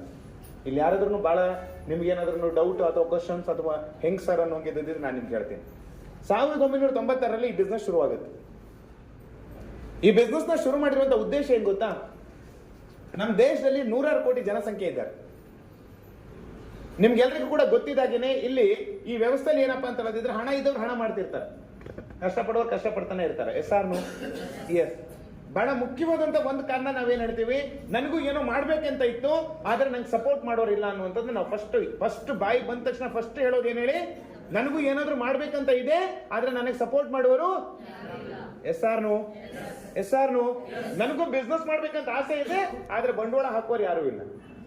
S or no? ನಾವು ಈಸಿಯಾಗಿ ಕೊಡುವಂತ ಕಾರಣ ಇದೆ. ಈ ಕಾರಣನ ನೋಡ್ಕೊಂಡು 1996ರಲ್ಲಿ ಸಮೀರ್ ಮೋದಿ ಅನ್ನುವಂತ ಒಬ್ಬ ವ್ಯಕ್ತಿ ಒಂದು ಯೋಚನೆ ಮಾಡ್ತಾರೆ. ಈ ದೇಶದಲ್ಲಿ ಇರುವಂತ ಜನತೆಗೆ, ನಂತರ ಯುವಕರು ಇದ್ದಾರೆ, ನಿಮ್ ತರ ತುಂಬಾ ಜನ ಕನ್ಸಿದ್ದವ್ರು ಇದ್ದಾರೆ, ಏನಾದ್ರೂ ಒಂದು ಮಾಡ್ಬೇಕಂತ ನೋಡಿದ್ದಾರೆ. ಇವ್ರಿಗೊಂದು ಒಳ್ಳೆ ಅವಕಾಶ ಕೊಡ್ಬೇಕು. ಏನ್ ಅವಕಾಶ ಕೊಡ್ಬೇಕು? ಇವ್ರು ಜಾಸ್ತಿ ಬಂಡವಾಳ ಹಾಕೋಂಗಿರ್ಬಾರ್ದು, ಇವ್ರಿಗೆ ಯಾವುದೇ ಕಂಡೀಷನ್ಸ್ ಇರಬಾರ್ದು. ಈಗ ಒಂದು ನೌಕರಿಗೆ ಹೋಗ್ತೀವಿ ಅಂತ ಹೇಳೋದಿದ್ರೆ ನಿಮ್ಗೆ ನಿಮ್ಮ ಎಜುಕೇಶನ್ ಮೇಲ್ಗಡೆ ಸ್ಯಾಲರಿ ಫಿಕ್ಸ್ ಆಗುತ್ತೆ, ನಿಮ್ ಟ್ಯಾಲೆಂಟ್ ಮೇಲ್ಗಡೆ ಎಲ್ಲರೂ ಸ್ಯಾಲರಿ ಕೊಡೋದಿಲ್ಲ. Yes or no? ಕರೆಕ್ಟಾ? ಈಗ ನಾನು ನಾಳೆ ಯಾವ್ದಾದ್ರು ಒಂದು ಕಂಪನಿ ಇಲ್ಲಿ ಹುಬ್ಳಿಯಲ್ಲಿ ಇವತ್ತೊಂದು ದೊಡ್ಡ ಕಂಪನಿ ಓಪನ್ ಮಾಡಿದ್ರು, ನೀವು ಬರೀ 5ನೇ ಕ್ಲಾಸ್ ಓದಿದ್ರಿ, ಆ ಕಂಪ್ನಿಯಲ್ಲಿ ನಿಮಗೆ ಮ್ಯಾನೇಜರ್ ಪೋಸ್ಟ್ ಕೊಡ್ತಾರ? ಅಲ್ಲಿ ಏನ್ ಕೆಲಸ ಸಿಗುತ್ತೆ? ಫಸ್ಟ್ ಆಫ್ ಆಲ್ 5ನೇ ಕ್ಲಾಸ್ ಓದಿದ್ರೆ ಕೆಲಸಕ್ಕೆ ಒಳಗಡೆ ಬರೋದೇ ಇಲ್ಲ. ಓಕೆ, ವಾಟ್ ಎವರ್ 10ನೇ ಕ್ಲಾಸ್ ಪಾಸ್ ಮಾಡಿದ್ವಿ ಅಂತ ಇಟ್ಕೊಡ್ರಿ, ಮೇನ್ ಏನ್ ಕೆಲಸ ಸಿಗ್ಬೋದು ಹೆಚ್ಚಂತ ಅನ್ನೋದಿದ್ರೆ ಹೌಸ್ ಕೀಪಿಂಗ್ ಕೆಲಸ ಸಿಗ್ಬೋದು. Yes or no? Yes or no? But you are talented guy, ನೀವು ತುಂಬಾ ಟ್ಯಾಲೆಂಟ್ ಇದ್ದೀರಾ, ನಿಮಗೆ ತುಂಬಾ ಎಕ್ಸ್ಟ್ರಾರ್ಡಿನರಿ ನಾಲೆಡ್ಜ್ ಇದೆ, ಬಟ್ ಡಿಗ್ರಿ ಸರ್ಟಿಫಿಕೇಟ್ ಇಲ್ಲ. ನೀವು ಬೇರೆಯವ್ರಿಗಿಂತ ತುಂಬಾ ಕಷ್ಟಪಡೋಕೆ ರೆಡಿ ಇದ್ದೀರಾ, ಆದ್ರೆ ನಿಮಗೆ ಯಾವುದೇ ಕಂಪ್ನಿಯಲ್ಲೂ ಕೂಡ ನಿಮ್ಮ SSLC ಸರ್ಟಿಫಿಕೇಟ್ಗೆ ನಿಮಗೆ ಡೆಫಿನೆಟ್ಲಿ ಮ್ಯಾನೇಜರ್ ಹುದ್ದೆ ಕೊಡಕ್ಕೆ ಯಾವ ಕಂಪ್ನಿಯಲ್ಲೂ ಕೊಡಕ್ಕೆ ಸಾಧ್ಯನೇ ಇಲ್ಲ. Yes or no?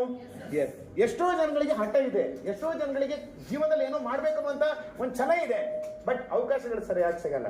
1996ರಲ್ಲಿ Sameer Modi ಅನ್ನುವಂತ ಒಬ್ಬ ವ್ಯಕ್ತಿ ಏನ್ ಡಿಸೈಡ್ ಮಾಡಿದ್ರು ಅಂತ ಹೇಳಿದ್ರೆ, ಈ ದೇಶದಲ್ಲಿರುವಂತ ಜನತೆಗೆ ನಾನು ಆರ್ಥಿಕ ಸ್ವಾತಂತ್ರ್ಯ ಕೊಡಿಸ್ಬೇಕು, ಆಜಾದಿ, ಫೈನಾನ್ಷಿಯಲ್ ಫ್ರೀಡಮ್ ಫಾರ್ ಎವ್ರಿಬಡಿ, ಯಾರಿಗೆ ಇಷ್ಟ ಆಗುತ್ತೋ ಅವ್ರಿಗೆ ನಾನೊಂದು ಒಳ್ಳೆ ಅವಕಾಶ ಸೃಷ್ಟಿ ಮಾಡಬೇಕು ಅಂತ ಹುಟ್ಟು ಹಾಕಿರುವಂತದ್ದು ಭಾರತದ ಮೊಟ್ಟ ಮೊದಲ ಮಾರ್ಕರ್ ಕೊಡಮ್ಮ, ಭಾರತದ ಮೊಟ್ಟ ಮೊದಲ ಈ ಬಿಸ್ನೆಸ್ ಏನಪ್ಪಾ ಅಂತ ಹೇಳಿದ್ರೆ ಮೊಟ್ಟ ಮೊದಲ ನೇರ ಮಾರುಕಟ್ಟೆ. ಇದು ಯಾವುದೇ ರೀತಿಯಾದಂತಹ ಸ್ಕೀಮ್ ಅಥವಾ ಸ್ಕ್ಯಾಮ್ ಏನು ಅಲ್ಲ, ಇದೊಂದು ಡೈರೆಕ್ಟ್ ಮಾರ್ಕೆಟಿಂಗ್ ಕಾನ್ಸೆಪ್ಟ್. ಇಷ್ಟೇ ಸಿಂಪಲ್ ಈ ಬಿಸ್ನೆಸ್. ಇವ್ರು ಏನ್ ಹೇಳ್ತಾರೆ, ಇವತ್ತು ನೀವು ಹೊರಗಡೆ ಒಂದು ಶಾಪ್ ಮಾಡಬೇಕು ಅಂತ ಹೇಳಿದ್ರೆ ಇನ್ವೆಸ್ಟ್ ಮಾಡಬೇಕು, ಕರೆಕ್ಟಾ? ಒಂದು ಬಿಸ್ನೆಸ್ ಮಾಡ್ಬೇಕಂದ್ರೆ ಇನ್ವೆಸ್ಟ್ ಮಾಡ್ಬೇಕಾ ಬೇಡವಾ? ಎಸ್. ಇವ್ರು ಏನ್ ಹೇಳ್ತಾರೆ, ಸರ್ ನಿಮ್ಗೆ ಈಗ ಕ್ವಶನ್ ಇರ್ಬೋದು, ಸರ್ ಮೋದಿ ಕೇರ್ ಬಿಸ್ನೆಸ್ ಹೆಂಗೆ ಸರ್, ಹೆಂಗಿದ್ರಲ್ಲಿ ದುಡ್ಡು ಬರುತ್ತೆ, ಹೆಂಗಿದ್ರಲ್ಲಿ ನಿಮ್ಗೆಲ್ಲ ಲಕ್ಷ ಲಕ್ಷ ಬಂತು, ನಿಮಗೆ ಕ್ವಶನ್ಸ್ ಇರ್ಬೋದು. Very simple. Modi care business ಏನಪ್ಪಾ ಅಂತ ಹೇಳೋದಿದ್ರೆ ಒಂದು ನೇರ ಮಾರುಕಟ್ಟೆ. ಮೋದಿ ಕೇರ್ ಬಿಸ್ನೆಸ್ ಇಷ್ಟೇ ಸಿಂಪಲ್. ಏನ್ ನೇರ ಮಾರುಕಟ್ಟೆ? ಹೊರಗಡೆ ಒಂದು ಕಮರ್ಷಿಯಲ್ ಕನ್ವೆನ್ಷನಲ್ ಮಾರ್ಕೆಟಿಂಗ್ ಅಂತ ಇದೆ. ಇಲ್ಲಿ ಏನಾಗುತ್ತೆ ಅಂತ ಹೇಳಿದ್ರೆ ಒಬ್ಬ ಮ್ಯಾನುಫ್ಯಾಕ್ಚರರ್, ಒಬ್ಬ ತಯಾರು ಮಾಡ್ತಾರೆ, ಇನ್ನೊಬ್ಬ ಡಿಸ್ಟ್ರಿಬ್ಯೂಟ್ ಹೋಲ್ಸೇಲರ್ಗೆ ಹೋಗುತ್ತೆ, ಇಲ್ಲಿಂದ ಡಿಸ್ಟ್ರಿಬ್ಯೂಟರ್ಗೆ ಹೋಗುತ್ತೆ, ಇಲ್ಲಿಂದ ಸ್ಟಾಕಿಸ್ಟಿಗೆ ಹೋಗುತ್ತೆ, ಕರೆಕ್ಟಾ? ಇಲ್ಲಿಂದ ರಿಟೈಲರ್ಗೆ ಬರುತ್ತೆ, ಇಲ್ಲಿಂದ ಕಸ್ಟಮರ್ಗೆ ಬರುತ್ತೆ. ತಯಾರು ಮಾಡಿದವರು 2, 3, 4, 5, 6, ಕೆಲವೊಂದ್ ಕಡೆ 7 ಕೈ ಚೇಂಜ್ ಆಗತ್ತೆ. ಚೇಂಜ್ ಆಗತ್ತಾ ಇಲ್ವಾ? ಚೇಂಜ್ ಆಗತ್ತಾ ಇಲ್ವಾ? ಏನೇ ವಸ್ತು ತಯಾರು ಮಾಡ್ಲಿ, ನಾನು ವಸ್ತು ತಯಾರು ಮಾಡೋದಲ್ಲ, ನಿಮ್ಗೆ ಇಲ್ಲಿ ಹಳ್ಳಿಯಲ್ಲಿ ಇದ್ದವ್ರಿಗೆ ತುಂಬಾ ಚೆನ್ನಾಗಿ ಗೊತ್ತಿದೆ, ನೀವು ಕೃಷಿಕರು. ಒಂದು ದಿನ ವ್ಯಾಲಿಡಿಟಿ ಇರುವಂತ ಕೊತ್ತಂಬರಿ ಸೊಪ್ಪು ನಿಮ್ಮ ಹೊಲದಲ್ಲಿ ಬೆಳೆದು ಹುಬ್ಬಳ್ಳಿ APMC ಬರೋಷ್ಟೊತ್ತಿಗೆ ಎಷ್ಟು ಕೈ ಚೇಂಜ್ ಆಗತ್ತೆ? ಎಷ್ಟು ಕೈ ಚೇಂಜ್ ಆಗತ್ತೆ? 3 ಕೈ ಚೇಂಜ್ ಆಗತ್ತಲ್ಲ, ಮಿನಿಮಮ್ 3 ಕೈ. APMC ಬಂದು ತಗೊಂಡು ಹೋಗೋನು 4ನೇ ಕೈ, ಅಂಗಡಿಯಲ್ಲಿ ಮಾರಾಟ ಮಾಡ್ಬೇಕಾದಾಗ 5ನೇ ಕೈ, ನಾವು ತಿನ್ಬೇಕಾದಾಗ ನೀವು ಬೆಳೆದವರಿಗೆ ಎಷ್ಟು ಸಿಕ್ತು, ಕೊಂಡ್ಕೊಂಡವನಿಗೆ ಎಷ್ಟು ಹೋಯ್ತು? ಬೆಳೆದವನಿಗೆ 2 ರೂಪಾಯಿ, ಆದ್ರೆ ಅಂಗಡಿಯಲ್ಲಿ ಹೋಗಿ ಕೊಂಡ್ಕೊಳ್ಳುವವನಿಗೆ 10 ರೂಪಾಯಿ. 3 ತಿಂಗಳು, 15 ದಿನ, 20 ತಿಂಗಳು, 6 ತಿಂಗಳು, 3 ತಿಂಗಳು, 1 ವರ್ಷ ಕಷ್ಟಪಟ್ಟಿದ್ಯಾರು? ರೈತ. ಅವನಿಗೆ ಸಿಕ್ಕಿರೋದು ಎಷ್ಟು? ಮಧ್ಯದಲ್ಲಿ ಕೈ ಚೇಂಜ್ ಆಗಿದ್ದು ಎಷ್ಟೊತ್ತು? ಇವತ್ತು ಸಂಜೆ ನೀವು ಕಿದ್ರೆ ನಾಳೆ ಬೆಳಿಗ್ಗೆ ಎಷ್ಟೊತ್ತಿಗೆ ಅದು ಸೇಲ್ ಆಗುತ್ತೆ.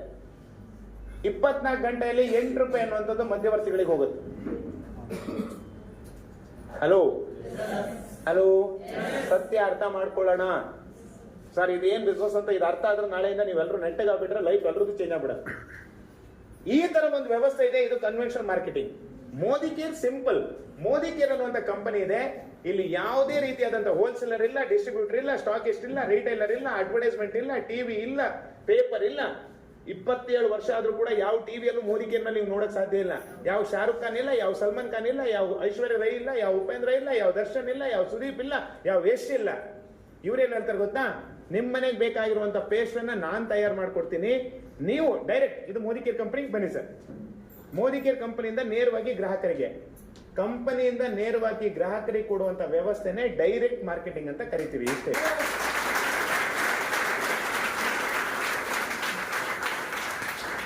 ಇನ್ನು ಮಧ್ಯವರ್ತಿಗಳಿಗೆ ಹೋಗ್ತಿರುವಂತ 80% ಹಣವನ್ನ ಕಂಪನಿ ನಮಗೆ ಉಳಿತಾಯ ಮಾಡಿಕೊಡುತ್ತೆ.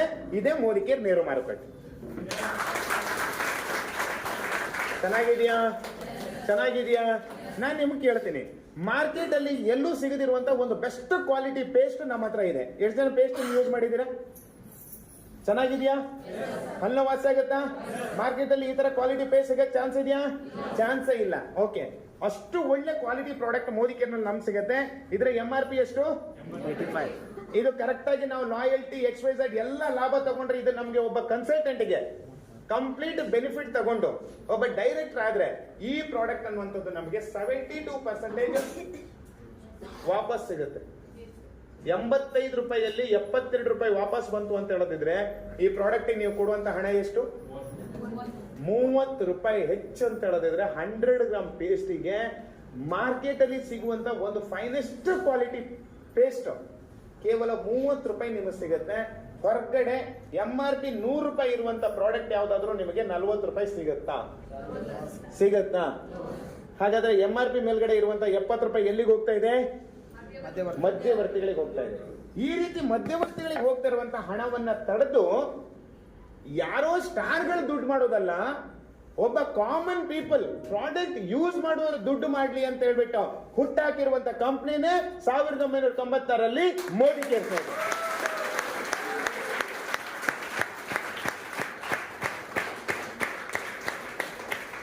ಈಗ ತುಂಬಾ ಜನ ಕ್ವಶನ್ಸ್ ಇರ್ಬೋದು, ಸರ್ ಲಕ್ಷ ಹೇಗ್ ಬರುತ್ತೆ?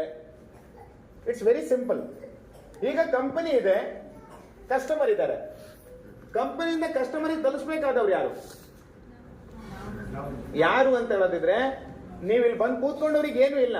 ನಿಮ್ ಮನೆಗೆ ಬೇಕಾಗಿರುವಂತ ಸೋಪು, ಶಾಂಪು, ಪೇಸ್ಟು, ಮತ್ತೊಂದು 800 ಪ್ರಾಡಕ್ಟ್ ಮೋದಿ ಕೇರ್ ನಲ್ಲಿ ಇದಾವೆ. ಈ ಪ್ರಾಡಕ್ಟ್ ಅನ್ನ ನಮಗೆ ಬುದ್ಧಿ ಬಂದಾಗಿಂದ ನಮ್ಮ ಅಕ್ಕಪಕ್ಕ ಅಂಗಡಿಯಲ್ಲಿ ನಾವು ತರ್ತಾ ಇದೀವಿ. SR ಯಾರಾದ್ರೂ ನಿಮಗೊಂದು 50% ಡಿಸ್ಕೌಂಟ್ ಕೊಟ್ಟಿದಾರಾ? 5% ಕೊಟ್ಟಿದಾರಾ? 10% ಕೊಟ್ಟಿದಾರಾ? 20% ಕೊಟ್ಟಿದಾರಾ? ಇಲ್ಲ. ಇಷ್ಟು ವರ್ಷ ಬಳಸಿದ್ರಿ. ನಮ್ ಫ್ಯಾಮಿಲಿಯಲ್ಲಿ ಯಾರಾದ್ರೂ ಒಬ್ಬ ಶ್ರೀಮಂತರಾದ್ರ? ನಮ್ ತಾತ ಮುತ್ತಾತನ ಕಾಲದಿಂದ ಬಳಸ್ಕೊಂತ ಬಂದ್ರಿ. ಯಾರನ್ನಾದ್ರೂ ಒಬ್ಬರನ್ನ ಫಾರಿನ್ ಟ್ರಿಪ್ ಕಳ್ಸಿದ್ರ? ಯಾರಿಗಾದ್ರೂ ಒಬ್ರಿಗೆ ಕಾರ್ ಕೊಟ್ರ? ಯಾರಿಗಾದ್ರೂ ಒಬ್ರಿಗೆ ಈ ತರ ಕರೆದು ಸನ್ಮಾನ ಮಾಡಿದ್ರ? ಕಳೆದ ತಾತ ಮುತ್ತಾತನ ಕಾಲದಿಂದ ಬಳಸ್ಕೊಂಡು ಬಂದು ಕೂಡ, ಆದ್ರೆ ಅವ್ರು ಶ್ರೀಮಂತರಾಗಿದ್ರೆ ಇಲ್ವಾ? ಕಂಪನಿ ಪ್ರತಿ ವರ್ಷ ಗ್ರೋತ್ ಆಗಿರುವಂತ ಚಾರ್ಟ್ ತೋರಿಸ್ತಾರೆ ಇಲ್ವಾ? ಅವ್ರ ಮಕ್ಕಳು ಮೊಮ್ಮಕ್ಕಳು ಐಷಾರಾಮಿ ಬಂಗ್ಲೆಯಲ್ಲಿ ವಾಸ ಮಾಡ್ತಿರುವಂತ ತೋರಿಸ್ತಿದ್ರೆ ಇಲ್ವಾ? ಅದನ್ನ ಅಡ್ವರ್ಟೈಸ್ಮೆಂಟ್ ಕೊಡೋರು ಕೋಟಿಗಟ್ಟಲೆ ದುಡಿತಿದ್ರೆ ಇಲ್ವಾ? ಬಳಸ್ದವನಿಗಿಲ್ಲ, ಬಳಸ್ದವ್ರಿಗೆ ಏನೂ ಇಲ್ಲ. ಕೊಟ್ಟಿದ್ದು ತಿಂದಿದ್ವಿ, 2 ಲೆಕ್ಕ ಮುಗಿದ್ವಿ. SR ದುಡ್ಡು ಕೊಟ್ವಿ, ತಂದು ಬಳಸದ್ವಿ, ಮುಗ್ದೋಗ್ಬೇಡ. ಈ ವ್ಯವಸ್ಥೆಗೆ ಪರ್ಯಾಯವಾಗಿ ಬಂದಿರುವಂತದ್ದು ಏನಂತ ಮೋದಿ ಕೇರ್ ಏನ್ ಹೇಳತ್ತೆ ಗೊತ್ತಾ? ನೀವು ಈ ಪೇಸ್ಟ್ ನ ಯೂಸ್ ಮಾಡಿ, ನಿಮಗೆ ಚೆನ್ನಾಗಿದೆ ಅಂತ ಹೇಳ್ತಿದ್ರೆ ಬೇರೆಯವ್ರಿಗೆ ಹೇಳ್ಬೋದಾ? ನಾನೀಗ ದಿನಕರ್ ಸರಿಗೆ ಹೇಳಿದೆ, ಬರ್ರಿ ಸರ್ ಹೆಂಗೆ ಬಿಸ್ನೆಸ್ ಬೆಳೆಯುತ್ತೆ ನೋಡೋಣ. ನನ್ನ ಮನೆಗೆ ಬೇಕಾಗಿರುವಂತ ಪ್ರಾಡಕ್ಟ್ ನ ರಬ್ ಮಾಡಿದ್ರು, ಈ ಬಿಸ್ನೆಸ್ ಹೆಂಗ್ ಬೆಳೆಯುತ್ತೆ ಅಂತ ಹೇಳ್ತೀನಿ ಕೇಳಿ. ಬಹಳ ಜನಗಳಿಗೆ ಒಂದು ಸಣ್ಣ ಪುಟ್ಟ ಗೊಂದಲ ಇರ್ತದೆ, ಅದನ್ನ ಕ್ಲಿಯರೆನ್ಸ್ ಮಾಡಿ ಕಳಿಸ್ತೀನಿ. Very simple. ಇಲ್ಲಿ ನಾನಿದ್ದೀನಿ ಸಂತೋಷ್, ನನ್ನ ಮನೆಗೆ 2,000 3,000 ವಸ್ತು ಬೇಕು, ನಾನು ತಗೊಂಡು ಯೂಸ್ ಮಾಡಿದೆ.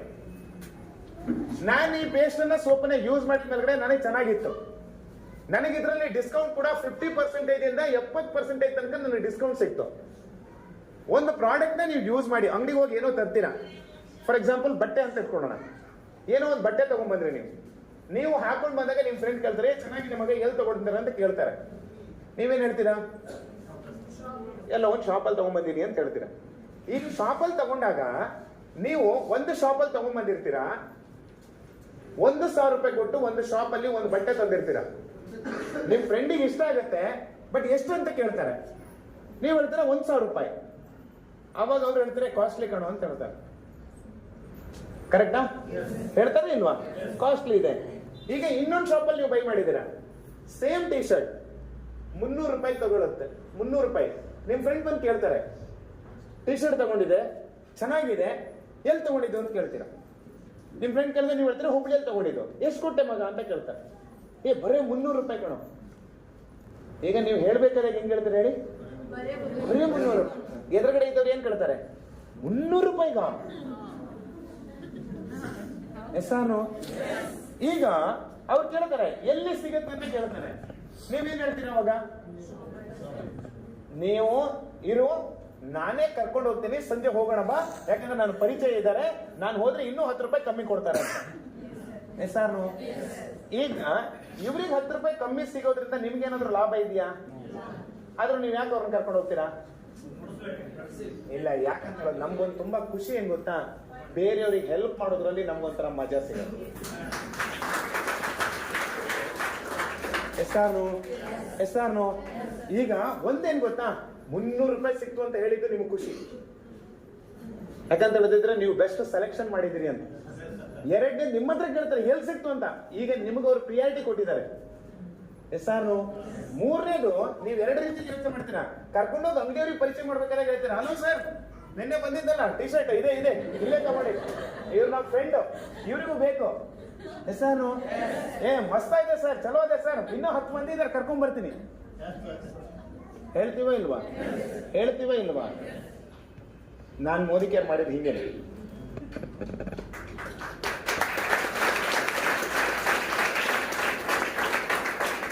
ಸೋಪನ್ ಬಳಸ್ವಿ, ಪೇಸ್ಟನ್ ಬಳಸ್ವಿ. ಸರಿಗೆ ಹೇಳಿದೆ, ಸರ್ ಈ ತರ ಒಂದು ಅವಕಾಶ ಇದೆ.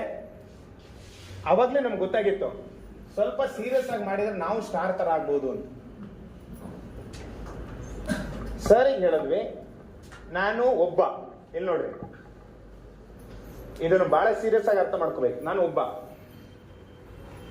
ಸರಿಗೆ ಹೇಳಿದೆ 1+1 ಎಷ್ಟಾಗತ್ತೆ? 2 ಆಗತ್ತಾ?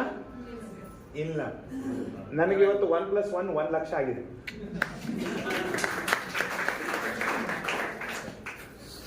ಹೌದು. ಯಾಕಂತ ಹೇಳದಿದ್ರೆ, ಸರ್ ನಾನು ಹೇಳಿದೆ, ಸರ್ ಚೆನ್ನಾಗಿದೆ ಅಂತ ಸರ್ ಸುಮ್ಮನೆ ಕೂತ್ಕೊಂತಾರ? ಸರ್ ಯೋಗೇಶ್ ಸರ್ ಕರೆದ್ರು, ಸೂರಜ್ ಸರ್ ಕರೆದ್ರು, ಬರೀ ಕರೆ ಸುಮ್ಮನೆ ಹೇಳ್ತೀನಿ. ಎಷ್ಟು ಜನ ಇಲ್ಲಿದ್ದೀರಾ? ದಿನಕರ ಸೊಸೈಟಿ ಮೇಲೆ ಎಷ್ಟು ಜನ ಇದ್ದವ್ರು ಇದ್ದೀರಾ ಇಲ್ಲಿ? ಕೈ ಎತ್ತಿ. ಹಿಂಗೆ ಅಂತ ಕಳೆದ 15 ವರ್ಷದಿಂದ ಇವ್ರ ಟೀಮಲ್ಲಿ ಹತ್ತಂದ್ರೆ 1.5-2 ಲಕ್ಷ ಜನ ಬಂದಿದ್ದಾರೆ.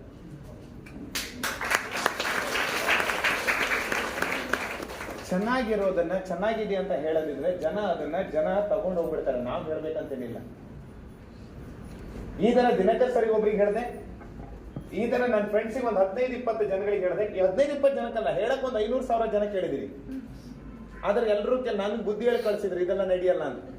ನಾನು ಹೇಳಿದೆ, ಪರವಾಗಿಲ್ಲ, ನಡೆಯೋದು ಬೇಡ ಸರ್, ನಿಮಗ್ ಬೇಡ, ನಾನು ನೋಡ್ತೀನಿ ಅಂತ.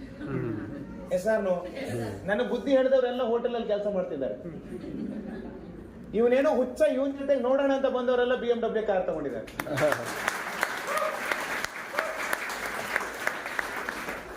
ಯಾಕಂತ ಹೇಳದಿದ್ರೆ ಲೈಫಲ್ಲಿ ನಾವು ದೊಡ್ಡ ಮಟ್ಟದಲ್ಲಿ ಗೆಲ್ಬೇಕಂತ ಹೇಳದಿದ್ರೆ ಒಂದು ಸಣ್ಣ ಹುಚ್ಚ ಇರ್ಲೇಬೇಕು ನಮ್ಗೆ. ಹೆಸರು ಹುಚ್ಚಿಲ್ಲ ಅಂತ ಹೇಳದಿದ್ರೆ ನಾವು ಲೈಫಲ್ಲಿ ಏನು ಮಾಡಕ್ ಆಗೋದಿಲ್ಲ. ಹೆಸರು ಕರೆಕ್ಟಾ? ಏನ್ ಹುಚ್ಚಿರ್ಬೇಕು? ನೀವು ಕ್ರಿಕೆಟ್ ಅಲ್ಲಿ ಹುಚ್ಚಾದ್ರೆ ಮಾತ್ರ ತೆಂಡೂಲ್ಕರ್ ಆಗಕ್ಕಾಗತ್ತೆ. ಆಕ್ಟಿಂಗ್ ಅಲ್ಲಿ ಹುಚ್ಚಾದ್ರೆ ಮಾತ್ರ ದರ್ಶನ್ ಆಗಕ್ಕಾಗತ್ತೆ, ಸುದೀಪ್ ಆಗಕ್ಕಾಗತ್ತೆ, ಯಶ್ ಆಗಕ್ಕಾಗತ್ತೆ. ಓದೋದ್ರಲ್ಲಿ ಹುಚ್ಚಿದ್ರೆ ಮಾತ್ರ ಯಾವ್ದೋ ಒಂದು ಸೈಂಟಿಸ್ಟ್ ಆಗಕ್ಕಾಗತ್ತೆ. ಬಿಸ್ನೆಸ್ ಮಾಡೋ ಹುಚ್ಚಿದ್ರೆ ಮಾತ್ರ ಅಂಬಾನಿ ಆಗಕ್ಕಾಗತ್ತೆ, ಟಾಟಾ ಆಗಕ್ಕಾಗತ್ತೆ, ವಿಆರ್ ಅಲ್ಲ ವಿಜಯ್ ಸಂಕೇಶ್ವರ್ ಆಗಕ್ಕಾಗತ್ತೆ. ನಾರ್ಮಲ್ ಕಾಮನ್ ಇದ್ದವರೆಲ್ಲ ಅವ್ರ ಕೆಳಗಡೆ ಕೆಲಸ ಮಾಡ್ತಿರ್ತಾರೆ, ಹುಚ್ಚಿದ್ದವರೆಲ್ಲ ನಮ್ಮನ್ನು ಆಳ್ತಿರ್ತಾರೆ.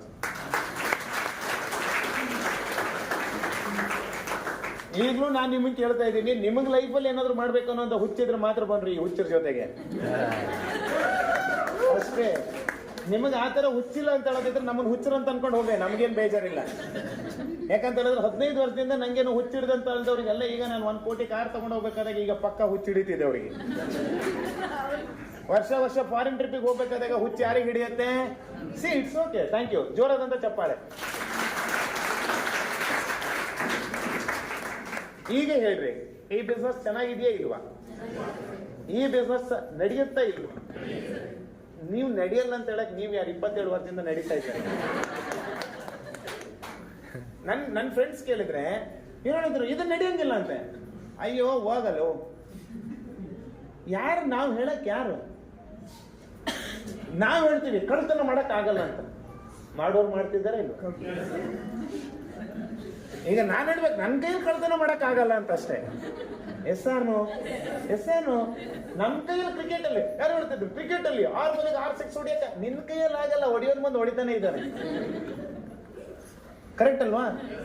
ನಮ್ಮ ಕೈಯಲ್ಲಿ ಆಗದೆ ಇರ್ಬೋದು, ಆದ್ರೆ ಈ ಜಗತ್ತಲ್ಲಿ ಏನಾದ್ರೂ ಮಾಡ್ಲೇಬೇಕು ಅಂತ ಡಿಸೈಡ್ ಮಾಡಿದ್ರೆ 100 ಜನ ಮಾಡುವರಂತೂ ಮಾಡೇ ಮಾಡ್ತಾರೆ. ಅಷ್ಟಕ್ಕೂ ಡಿಯರ್ ಫ್ರೆಂಡ್ಸ್, ಈ ಬಿಸ್ನೆಸ್ ಯಾಕೆ ನಡೆಯುತ್ತೆ ಅಂತ ನಾನು ಹೇಳ್ತೇನೆ ಕೇಳಿ. ಈ ಬಿಸ್ನೆಸ್ ಅಲ್ಲಿ ರಿಯಲ್ ಸತ್ಯಾಂಶ ಇದೆಯಾ ಇಲ್ವಾ? ಸತ್ಯಾಂಶ ಇದೆಯಾ ಇಲ್ವಾ? ನಾನು ಈಗ ಕೇಳ್ತೇನೆ, ನೀವು ಒಂದು ಕಂಪ್ನಿಯಲ್ಲಿ ಪ್ರಾಡಕ್ಟ್ ಯೂಸ್ ಮಾಡ್ತಾ ಇದ್ದೀರಾ, ಇದು 2 ಶಾಪ್, ಬನ್ನಿ 2 ಶಾಪ್ ಇದೆ. ಓಕೆ ಯೋಗೇಶ್ ಸರ್ ಬನ್ನಿ. 2 ಶಾಪ್ ಅಲ್ಲಿ ಇದೆ, 2 ಶಾಪಲ್ಲಿ ಸೋಪ್ ಸಿಗುತ್ತೆ. ನಾನೀಗ ಇಷ್ಟು ವರ್ಷದಿಂದ ಈ ಅಂಗಲ್ ತಗೊಂಡ್ ಬರ್ತಾ ಇದ್ದೀನಿ, ಸೋಪ್ ತಗೊಂಡ್ ಬರ್ತಾ ಇದ್ದೀನಿ, 100 ರೂಪಾಯಿ ಕೊಡ್ತಾ ಇದ್ದೀನಿ. ಎಷ್ಟು ರೂಪಾಯಿ ಹೇಳ್ರಿ? 100 ರೂಪಾಯಿ. ಈಗ ನನಗೆ ಯೋಗೇಶ್ ಸರ್ ಒಂದು ಅಂಗಡಿ ಓಪನ್ ಮಾಡಿದ್ರು, ಇವ್ರು ಹೇಳ್ತಿದ್ದಾರೆ 50 ರೂಪಾಯಿ ಸೋಪ್ ಕೊಡ್ತಿದ್ದೀನಿ ಅಂತ. ಎಷ್ಟು ರೂಪಾಯಿ ಕೊಡ್ತಿದ್ದಾರೆ? 50 ರೂಪಾಯಿ ಕೊಡ್ತಿದ್ದಾರೆ. ಈಗ ನಾನು ಇವ್ರ ಕ್ಲೋಸ್ ಫ್ರೆಂಡ್, 100 ರೂಪಾಯಿ ಕೊಟ್ಟು ತಗೊಂಡ್ಬರ್ತೀನಿ. ಯಾಕಂದ್ರೆ ಇಲ್ಲಿ ತನಕ ನನಗೆ ಇನ್ನೊಂದು ಅಂಗಡಿ ಓಪನ್ ಆಗಿದೆ ಅಂತ ಗೊತ್ತೇ ಇಲ್ಲ. ಕರೆಕ್ಟ್ ಅಲ್ಲ? ಕರೆಕ್ಟ್ ಅಲ್ವಾ? ಕರೆಕ್ಟ್. 100 ರೂಪಾಯಿ ಕೊಟ್ಟು ತಗೊಂಡ್ಬರ್ತಾ ಇದ್ದೀನಿ, ಆದ್ರೆ ಒಂದಿನ ಆಕಸ್ಮಿಕವಾಗಿ ಅಚಾನಕ್ಕಾಗಿ ಗೊತ್ತಾಗ್ಬಿಡುತ್ತೆ 50 ರೂಪಾಯಿಗೂ ಕೂಡ ಸೋಪ್ ಸಿಗುತ್ತೆ. ಈಗ 20 ವರ್ಷದಿಂದ ನಾನು ಇಲ್ಲಿ ಪರಿಚಯ ಮಾಡ್ಕೊಂಡಿದ್ದೀನಿ, ನನಗೆ ಸಾಲ ಕೊಡ್ತಾರೆ, ನನ್ನ ಆತ್ಮೀಯರು, ನಮ್ಮ ಮನೆ ಪಕ್ಕದವರು 100 ರೂಪಾಯಿ ಕೊಡ್ತಿದ್ದಾರೆ. ಈಗ 50 ರೂಪಾಯಿ ಸಿಗುತ್ತೆ ಅಂದ್ಮೇಲ್ಗಡೆ ಮತ್ತು ನಾನು 100 ರೂಪಾಯಿನೇ ಕೊಟ್ಟು ತಗೊಳ್ತೀನ, ಅಥವಾ 50 ರೂಪಾಯಿ ಯಾರ ತರಾದ್ರೂ ಸಾಲ ಮಾಡ್ಕೊಂಡು ಹೋಗಿ ಆದ್ರೂ ಕ್ಯಾಶ್ ಕೊಟ್ಟು 50 ರೂಪಾಯಿ ತಗೊಂಡ್ಬರ್ತೀನ? S or no? ಯಾಕಂತ ಹೇಳಿದ್ರೆ ಯಾವ ಫ್ರೆಂಡು ಯಾವ ರಿಲೇಷನ್ ಆದ್ರೂ ಕೂಡ 50 ರೂಪಾಯಿಗಿಂತ ಜಾಸ್ತಿ ದೊಡ್ಡದು ಬೇರೆ ಯಾರೂ ಇಲ್ಲ. ಹಲೋ, ನಾನು ಸಿಂಪಲ್ ಆಗಿ ಯೋಚನೆ ಮಾಡ್ತೀನಿ, 50 ರೂಪಾಯಿ ನಾನು ಯಾಕೆ ಕೊಡ್ಬೇಕು ಅಂತ. ನಮ್ಮ ಸರ್ಕಲ್ ಅಲ್ಲಿ ಕಳೆದ 15 ವರ್ಷದಿಂದ ಯಾರಿಗೆಲ್ಲ ಇದು ಅರ್ಥ ಆಗಿದೆಯೋ ಫಸ್ಟ್ ಬರಲ್ಲ ಅಂತ ಹೇಳಿದ್ರು, ನಡೆಯಲ್ಲ ಅಂತ ಹೇಳಿದ್ರು. ಇದೆಲ್ಲ ಯಾಕಂದ್ರೆ ಅವ್ರು ಸರಿಯಾಗಿ ತಿಳ್ಕೊಳ್ಳೋದೇನೆ ಮಾತಾಡಿದ್ರು. ಯಾವಾಗ ನಾವು ಈ ಬಿಸ್ನೆಸ್ ಅಲ್ಲಿ ಒಂದೊಂದೇ ಹಂತ ಗೆಲ್ಲಕ್ ಶುರು ಮಾಡಿದ್ರು, ಆಮೇಲೆ ನಿಧಾನವಾಗಿ ಬಂದು ಕೇಳಕ್ ಶುರು ಮಾಡಿದ್ರು, ಮಾಡಕ್ ಶುರು ಮಾಡಿದ್ರು.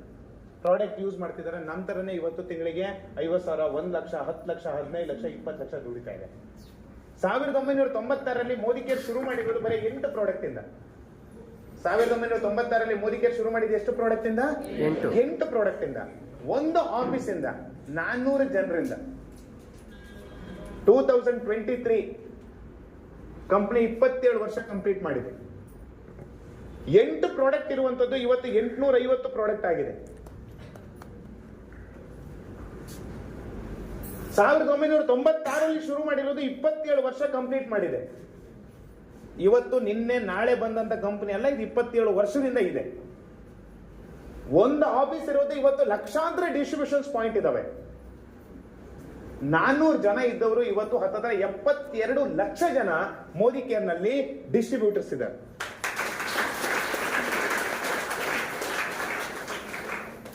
ಬೆಳೀತಾ ಇದೆಯೇ ಇಲ್ವಾ? ಬೆಳೀತಾ ಇದೆಯೇ ಇಲ್ವಾ? ಬೆಳೀತಾನೆ ಇದೆ. ಡಿಫ್ರೆನ್ಸ್ ಭಾರತಕ್ಕೆ ಹೋಲಿಕೆ ಮಾಡಿದ್ರೆ ನಾವಿಲ್ಲಿ ಏನೂ ಮಾಡೇ ಇಲ್ಲ. ಇನ್ನು 140 ಕೋಟಿ ಜನಸಂಖ್ಯೆಯಲ್ಲಿ ನಾವಿನ್ನು ಬರೀ 72 ಲಕ್ಷ ಜನಗಳಿಗೆ ರೀಚ್ ಆಗಿರೋದಷ್ಟೇ. ನಾನು ಹೇಳ್ತೀನಿ, ಇನ್ನು 10 ವರ್ಷದಲ್ಲಿ ಈ ಬಿಸ್ನೆಸ್ ಬರೀ 5% ಜನಗಳಿಗೆ ರೀಚ್ ಆದ್ರೂ ಕೂಡ 5%, ನಾವೆಲ್ಲ ಸೇರಿ 5% ಜನಗಳಿಗೆ ರೀಚ್ ಮಾಡೋಣ. 5% ಜನ ಅಂತ ಹೇಳಿದ್ರೆ ಹತ್ತಿರ 3.5-4 ಕೋಟಿ ಅಷ್ಟೇ. 4 ಕೋಟಿ ಅಥವಾ 10 ಕೋಟಿ ಜನಗಳಿಗೆ ಮೋದಿ ಕೇರ್ ರೀಚ್ ಆಯ್ತು ಅಂತ ಹೇಳಿದ್ರೆ ಈ ಹಾಲ್ ಕೂತವ್ರು ನೀವೆಲ್ಲರೂ ಕೂಡ ತಿಂಗಳಿಗೆ 2, 3, 5, 10 ಲಕ್ಷ ದುಡಿತಾ ಇರ್ತೀರಾ. ಅಷ್ಟು ಕೆಪಾಸಿಟಿ ಇದೆ. ಇವತ್ತೆಲ್ಲ ನಾಳೆ ಆ ಬಿಸ್ನೆಸ್ ಅನ್ನುವಂಥದ್ದು ಸ್ಪ್ರೆಡ್ ಆಗಿಯೇ ಆಗತ್ತೆ. ಯಾಕಂತ ಹೇಳಿದ್ರೆ ಅದಕ್ಕೆ ಬೇಕಾದಂತ ಎಲ್ಲ ತಯಾರಿ ಮೋದಿ ಕೇರ್ ಮಾಡ್ತಾ ಇದೆ. 2007-8 ಅಲ್ಲಿ ನನಗೆ ಅರ್ಥ ಆಗಿದ್ದಿಷ್ಟೇ, ಈ ಬಿಸ್ನೆಸ್ ನಾವು ಯಾಕೆ ಬಂದಿವಿ ಅಂತ ಹೇಳಿದ್ರೆ, ನಾನು ಈ ಬಿಸ್ನೆಸ್ ಬರೋಕ್ಕಿಂತ ಮುಂಚೆ ಬ್ಯಾಂಕಲ್ಲಿ ಕೆಲಸ ಮಾಡ್ತಾ ಇದ್ದೆ. ಅದಲ್ದೇನು ಕೂಡ ಬೇರೆ ಬಿಸ್ನೆಸ್ ಮಾಡುವಂತ ಪ್ಲಾನ್ ನಡೀತಾ ಇತ್ತು. ಅದಲ್ದೇನು ಕೂಡ ನಮ್ಮ ಅಣ್ಣ ನಮ್ಮ ಮಾವ ಎಲ್ಲ ದುಬೈಯಲ್ಲಿ ಇದ್ರು. ಒಂದ್ ಕಡೆ ನನ್ನ ಬ್ಯಾಂಕು, ನಾನು ಹಿಂಗಿದ್ದು ಥ್ಯಾಂಕ್ ಯು ಸುರೇಶ್ ಸರ್, ಮತ್ತೆ ಜೋರ ಚಪ್ಪಳ ಹೊಡಿ. ದೇವರು ನಮಗೆ ಎಷ್ಟು ವರ್ಷ ಬದುಕಕ್ಕೆ ಅವಕಾಶ ಕೊಡ್ತಾನೆ, ಆಯುಷ್ಯ ಕೊಡ್ತಾನೆ ಇಲ್ಲೋ ಗೊತ್ತಿಲ್ಲ. ಆದ್ರೆ ಈ ಬದುಕನ್ನ ಪ್ಲಾನ್ ಮಾಡ್ಕೋಬೇಕಾದವ್ರು ನಾವೇ, ಡಿಸೈನ್ ಮಾಡ್ಕೋಬೇಕಾದವ್ರು ನಾವೇ. ಇದು ಹೆಂಗೋ ಬಿಡುತ್ತೆ, ಹೆಂಗೋ ನಡ್ಕೊಂಡು ಹೋಗ್ಬೇಕು ಅಂದ್ರೆ ಹೆಂಗಿಂಗೋ ನಡ್ಕೊಂಡು ಹೋಗ್ಬಿಡುತ್ತೆ. ಹಿಂಗೆ ನಡೆಸಬೇಕು ಅಂತ ಅನ್ಕೊಂಡ್ರೆ ನಾವ್ ಅನ್ಕೊಂಡಂಗೆ ನಡೆಯುತ್ತೆ. Yes or no? ಎಸ್. ಅದನ್ನ ನಿರ್ಧಾರ ಮಾಡ್ಬೇಕಾದವ್ರು ಯಾರು? ನಾವು ನಿರ್ಧಾರ ಮಾಡ್ಬೇಕು. ಈ ಜಗತ್ತಲ್ಲಿ ಯಾವುದು ಸುಲಭವಾಗಿ ಆಗೋದಿಲ್ಲ. ಹಾಗಂತ ಈ ಜಗತ್ತಲ್ಲಿ ಅಸಾಧ್ಯವಾದಂತಿದ್ದು ಯಾವುದೂ ಇಲ್ಲ. ಯಾಕಂತ ಹೇಳಿದ್ರೆ ಪ್ರಯತ್ನ ಪಟ್ಟರೆ ಮಾಡಕ್ ಆಗಿರುವಂತ ಕೆಲಸ ಯಾವುದೂ ಇಲ್ಲ ಅಂತ ನಮ್ಗೆ ಎಷ್ಟೋ ಜನ ಆಲ್ರೆಡಿ ಪ್ರೂವ್ ಮಾಡಿ ತೋರಿಸಿದ್ದಾರೆ. Yes or no? ಇಲ್ಲಿಂದ ಚಂದ್ರಗ್ರಹ ತನಕ ಹೋಗ್ತಾ ಇದ್ದಾರೆ. ಅಸಾಧ್ಯವಾದಂತ ಯಾವುದೂ ಇಲ್ಲ. ಇನ್ನೇ ನಾವೇನು ಜುಜ್ಬಿ 1 ಲಕ್ಷ 2 ಲಕ್ಷ ದುಡಿಯೋ ದೊಡ್ಡ ವಿಚಾರನೇ ಅಲ್ಲ. ಫಸ್ಟ್ ಆಫ್ ಆಲ್ ದುಡಿಬೇಕು ಅನ್ನೋಂಥ ತಲೆ ಮೈಂಡ್ ಫಿಕ್ಸ್ ಆಗ್ಬಿಡ್ಬೇಕು. ನಾನು ಇಲ್ಲಿ ಬಂದು ಕೂತ್ಕೊಂಡವ್ರಿಗೆ ಹೇಳ್ತೀನಿ, ಮೋದಿ ಕೇರ್ ಒಂದೇ ಅಂತಲ್ಲ, ಹೊರಗಡೆ ಕೂಡ 1000 ದಾರಿ ಇದಾವೆ. ಮೋದಿ ಕೇರ್ನಲ್ಲಿ ಹಾಗೆ ಮಾಡಿ ಹೀಗೆ ಮಾಡಿ ಅಂತ ನಾನು ಯಾರಿಗೂ ಹೇಳೋದಿಲ್ಲ. ಆದ್ರೆ ಒಂದಂತೂ ಹೇಳ್ತೀನಿ, 5 ವರ್ಷದ ನಂತರ ಹೀಗೆ ಇರಬೇಡಿ ಅಷ್ಟೇ. ಅರ್ಥ ಆಗ್ತಿದ್ಯಾ? 5 ವರ್ಷದ ನಂತರನು ಮತ್ತೆ ಹಿಂಗೆ ಕೂತ್ಕೋಬಾರ್ದು. ಯಾಕಂತ ಹೇಳೋದಿದ್ರೆ ನೀವು ಹೆಂಗೆ ಕೂತ್ಕೊಂಡ್ರು ಕೂಡ ಹೊರಗಡೆ ರೇಟ್ ಜಾಸ್ತಿ ಆಗೋದಂತೂ ಜಾಸ್ತಿ ಆಗ್ತಾ ಇದೆ. ಅಕ್ಕಿ ಕೆಜಿಗಂತೂ 100 ರೂಪಾಯಿ ಅಂತೂ ನೆಕ್ಸ್ಟ್ ಇಯರ್ ಇಷ್ಟೊತ್ತಿಗೆ ಗ್ಯಾರಂಟಿ 110 ರೂಪಾಯಿ ಆಗಿರುತ್ತೆ. ಡೌಟ್ ಇದೆಯಾ ಯಾರಿಗಾದ್ರೂ? No chance at all. Yes or no? ಯಾವ್ದಾದ್ರೂ ರೇಟ್ ಕಮ್ಮಿ ಆಗುತ್ತಾ ಇನ್ಮೇಲ್ಗಡೆ? ಯಾವ್ದಾದ್ರು ರೇಟ್ ಕಮ್ಮಿ ಆಗತ್ತಾ? ಯಾವ ರೇಟು ಕಮ್ಮಿ ಆಗಲ್ಲ, ಎಲ್ಲಾ ರೇಟು ಜಾಸ್ತಿ ಆಗುತ್ತೆ. ನಾನು ಕೇಳ್ತಾ ಇದ್ದೀನಿ, ಕಳೆದ 5-10 ವರ್ಷದಿಂದ ನಮ್ಮ ದುಡಿಮೆ ಎಷ್ಟು ಜಾಸ್ತಿ ಆಗಿದೆ? ಅಲ್ಲೇ ಇದೆ. ಕರೆಕ್ಟ್ ಅಲ್ವಾ? 5-10 ವರ್ಷದಿಂದ ನಮಗೆ ವಯಸ್ಸು ಜಾಸ್ತಿ ಆಗ್ತಿದೆ, ಕಮ್ಮಿ ಆಗ್ತಾ ಇದೆಯಾ? ನಮ್ ಶಕ್ತಿ ಜಾಸ್ತಿ ಆಗ್ತಿದೆ, ಕಮ್ಮಿ ಆಗ್ತಾ ಇದೆಯಾ? ಬರೇ ತೋಳು ಬಲ ನಂಬ್ಕೊಳೋದಿದ್ರೆ ಜಾಸ್ತಿ ದಿನ ಬರೋದಿಲ್ಲ. ತಲೆನೂ ಇದೆ, ಸ್ವಲ್ಪ ಅದಕ್ಕೆ ಕೆಲಸ ಕೊಡ್ಬೇಕಷ್ಟೆ.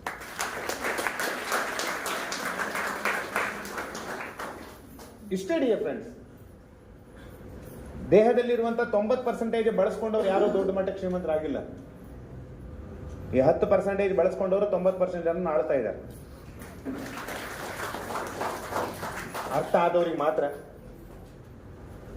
ನಾನು ತುಂಬಾ ಜನ ಕೇಳ್ತಿದ್ದೆ, ಸರ್ ನಾನು ಸ್ಟಾರ್ಟಿಂಗ್ ಅಲ್ಲಿ ನಂಗೆ ಬಹಳ ಬೇಜಾರಾಗ್ತಾ ಇತ್ತು. ಸರ್ ಇವ್ರು ಕರೆದ್ರು ಬಂದಿಲ್ಲ, ಸರ್ ಅವ್ರು ಕರೆದ್ರು ಬಂದಿಲ್ಲ, ನಮ್ ಸರ್ ಬಂದು ಹೇಳ್ತಾರೆ. ಯಾಕೆ ಸರ್ ಅವ್ರಿಗೆ ಅರ್ಥ ಆಗಲ್ಲ? ನಮ್ ಸರ್ ತುಂಬಾ ಚೆನ್ನಾಗಿ ಹೇಳ್ತಾ ಇದ್ರು, ಎಲ್ರು ಬಂದ್ಬಿಟ್ರೆ ನಾಳೆ ನಿನ್ ಕಾರ್ ಓಡಿಸೋದು ಯಾರು?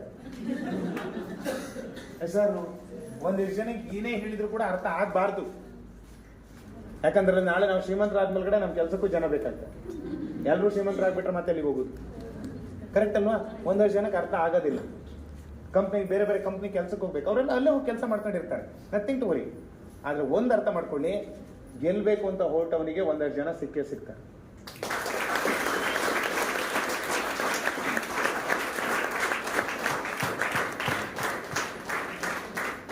ನೀವು ಬೆಳಗಾವಿಗೆ ಹೋಗ್ಬೇಕು ಅಂತ ಡಿಸೈಡ್ ಮಾಡಿದ್ರೆ ದಾರಿ ತೋರ್ಸಕ್ಕೆ ಬೆಳಗಾವಿರೇ ಬಂದು ಕರ್ಕೊಂಡು ಹೋಗ್ಬೇಕಂತೇನಿಲ್ಲ. ಯಾರಾದ್ರೂ ದಾರಿ ಮೇಲೆ ಸಿಗ್ದವ್ರು ಹೇಳ್ತಾರೆ, ಸರ್ ಅಣ್ಣ ರೈಟ್ ಹೋಗಿ, ಲೆಫ್ಟಿಗೆ ಹೋಗಿ, ಹಿಂಗೋಗಿ. ಎಸ್ ಆರ್ನು ಮನೇಲಿ ಕೂತ್ಕೊಂಡು ಯೋಚನೆ ಮಾಡ್ತಾ ಕೂತ್ಕೊಂಡ್ರು ಬಂದು ಕರ್ಕೊಂಡು ಹೋಗ್ತಾರ? ಮನೆ ಬಿಟ್ಟು ಹೊರಗಡೆ ಹೋದ್ರೆ ಬೆಳಗಾವಿಗೆ ನಿಮ್ಮನ್ನ ಕರ್ಕೊಂಡು ಹೋಗಕ್ಕೆ ಯಾರು ಇಲ್ಲ ಅಂದ್ರೆ ಈಗ ಗೂಗಲ್ ಕರ್ಕೊಂಡು ಹೋಗ್ಬೇಕಂತೂ ರೆಡಿ ಇದ್ದೇ ಇದ್ದಾರೆ. ವ್ಯವಸ್ಥೆಗಳಂತೂ ದೇವ್ರು ಮಾಡಿಟ್ಟಿದ್ದಾನೆ. ಹೋಗೋ ಪ್ರಯತ್ನ ಯಾರು ಮಾಡ್ಬೇಕು? ನಾವು ಮಾಡ್ಬೇಕು. ಸರ್ ಡಿಯರ್ ಫ್ರೆಂಡ್ಸ್, ನನಗೆ ಅರ್ಥ ಆಗಿದ್ದು ಮೋದಿಕೇರ್ ಇಷ್ಟೇ. ನಾನು 2008 ಅಲ್ಲಿ ಜಾಯ್ನ್ ಆಗ್ಬೇಕಾದಾಗ ಸುಮ್ಮನೆ ಜಾಯ್ನ್ ಆಗಿಲ್ಲ. ನನ್ನ ಕೈಯಲ್ಲಿ ಬ್ಯಾಂಕ್ ಇತ್ತು, ಬ್ಯಾಂಕ್ ಜಾಬ್ ಇತ್ತು. ತುಂಬಾ ಜನ ಹೇಳ್ತಾ ಇದ್ರು, ಇದು ಎಷ್ಟೋ ಜನ ಡ್ರೀಮ್ ಜಾಬ್, ಒಂದ್ಸಲ ಬ್ಯಾಂಕಲ್ಲಿ ಕೆಲಸ ಸಿಕ್ಕಿದ್ರೆ ಸಾಕು ಅಂತ. ಎಷ್ಟೋ ಜನ ಅನ್ಕೊಂತಾರೆ ಬ್ಯಾಂಕಲ್ಲಿ ಕೆಲಸ ಸಿಕ್ಕಿದ್ರೆ ದುಡ್ಡು ಪೂರ ನಿಮ್ಗೆ ಕೊಡ್ತಾರಂತ. ಇಲ್ಲ, ಅದು ಯಾರ್ದೋ ದುಡ್ಡು, ನೀವು ಮಾತ್ರ ಹಾಕಿರೋ. ಬಹಳಷ್ಟು ಜನ ಬ್ಯಾಂಕಿಗೆ ಕೆಲಸಕ್ಕೆ ಹೋದ ತಕ್ಷಣ ಬ್ಯಾಂಕಲ್ಲಿ ಇರುವಂತ ದುಡ್ಡನ್ನ ಲೆಕ್ಕ ಹಾಕಕ್ ನಮ್ಮನ್ನ ಸೇರ್ಸ್ಕೊಂಡಿರ್ತಾರೆ ಅಷ್ಟೇ. ಅದ್ರ ಮನೆ ಕೊಂಡೋಗಕ್ ಕೊಡಲ್ಲ.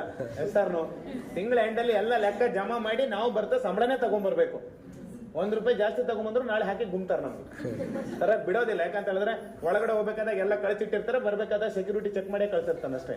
ಮ್ಯಾನೇಜರಿಗೂ ಒಂದೇ, ಸ್ವೀಪರಿಗೂ ಒಂದೇ ಕೆಲಸ. ಹಿಂಗೆ ಇರ್ತಾವ. ಬ್ಯಾಂಕ್ ಜಾಬ್ ಇತ್ತು, ಇಲ್ಲ ಅಂತ ಹೇಳಿದ್ರೆ ದುಬೈಗೆ ಹೋಗೋದಿತ್ತು, ಇಲ್ಲ ಅಂತ ಹೇಳಿದ್ರೆ ಬಿಸ್ನೆಸ್ ಮಾಡೋ ಚಾನ್ಸ್ ಇತ್ತು. ಈ ಕಡೆ ಮೋದಿ ಕೇರ್ ಇತ್ತು. ಇಲ್ಲಿದ್ದವ್ರಿಗೆ ಬಹಳಷ್ಟು ಜನಗಳಿಗೆ ನಾನು ನಿಮ್ಗೆ ಈ ಕ್ವಶನ್ಸ್ ಕ್ಲಿಯರ್ ಮಾಡ್ತೀನಿ. ಯಾಕೆ ಮೋದಿ ಕೇರ್ ಮಾಡಬೇಕು? 1 ವರ್ಷ, 2 ವರ್ಷ, 3 ವರ್ಷ, 5 ವರ್ಷ, 10 ವರ್ಷ ಕಷ್ಟ ಆಗ್ಬೋದು. 80 ವರ್ಷನೂ ಕಷ್ಟಪಟ್ಟು ಸಾಯೋದಕ್ಕಿಂತ ಒಂದು 10 ವರ್ಷ ಕಷ್ಟಪಡೋದು ವಾಸ.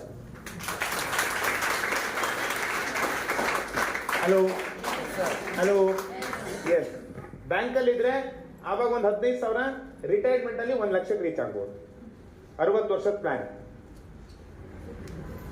ದುಬೈಗೆ ಹೋದ್ರೆ ಪರದೇಸಿ ದುನಿಯಾ.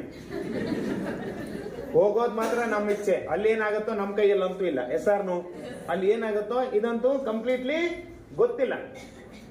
ನನಗಂತೂ ಅದ್ರ ಬಗ್ಗೆ ಗೆಸ್ ಮಾಡೋಕ್ಕೂ ಆಗಲ್ಲ. ಆದ್ರೆ ಒಂದಂತೂ ಗೆಸ್ ಮಾಡಬಲ್ಲೆ. ಯಾಕಂದ್ರೆ 20 ವರ್ಷದಿಂದ ಇದ್ದಂತ ನಮ್ಮ ಅಣ್ಣ ಇರ್ಬೋದು, ಮಾವ ಇರ್ಬೋದು, ಯಾರು ಕೂಡ ಕೋಟ್ಯಾಂತರ ರೂಪಾಯಿ ಅಂತೂ ದುಡ್ದಿಲ್ಲ. ಈಗ ಬಂದು ಇಂಡಿಯಾದಲ್ಲಿ ಕೆಲಸ ಹುಡುಕ್ತಾ ಇದ್ದಾರೆ, ಬಿಸ್ನೆಸ್ ನ ಮತ್ತೆ ಕಷ್ಟಪಟ್ಟೆ ಮಾಡ್ತಿದ್ದಾರೆ.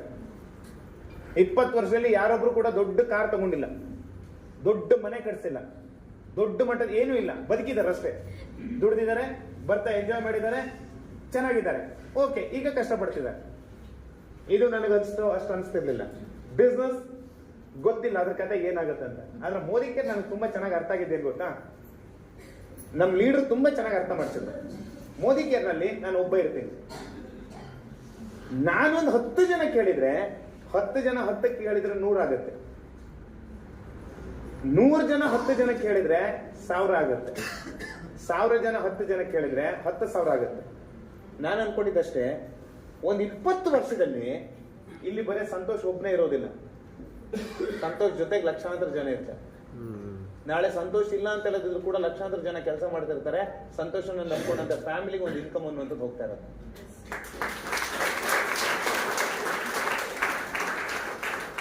ಫ್ರೆಂಡ್ಸ್, ಸಿಸ್ಟಮ್ ನ ಬಿಲ್ಡ್ ಮಾಡೋದು ಕಷ್ಟ. ಸಿಸ್ಟಮ್ ಬಿಲ್ಡ್ ಆದ್ಮೇಲೆ ಕೆಲಸ ಸುಲಭ. Very simple. ಫ್ಯಾನ್ ಓಡ್ತಾ ಇದೆ, ಫ್ಯಾನ್ ಅನ್ನ ತಂದು ಹಾಕೋದು ಖರ್ಚಿದೆ, ಕರೆಂಟ್ ಕನೆಕ್ಷನ್ ತಗೊಳ್ಳೋ ಖರ್ಚಿದೆ, ಫಿಟ್ಟಿಂಗ್ ಮಾಡಕ್ ಖರ್ಚಿದೆ, ಫ್ಯಾನ್ ಒಂದು ಸಲ ಫಿಟ್ ಮಾಡೋದಕ್ಕೆ ತುಂಬಾ ಕಷ್ಟ ಆಗುತ್ತೆ, ದುಡ್ಡು ಬೇಕಾಗುತ್ತೆ, ಖರ್ಚು ಆಗುತ್ತೆ. ಆಮೇಲೆ ಒಂದ್ಸಲ ಫಿಟ್ ಆದ್ಮೇಲ್ಗಡೆ ಆಮೇಲೆ ನೀವು ಬಂದು ಕೆಳಗಡೆ ಕೂತ್ಕೊಂಡು ಒಂದು ಬಟನ್ ಹಾಕಿದ್ರೆ ಸಾಕು, ಗಾಳಿ ಬರ್ತಾ ಇರ್ತದೆ.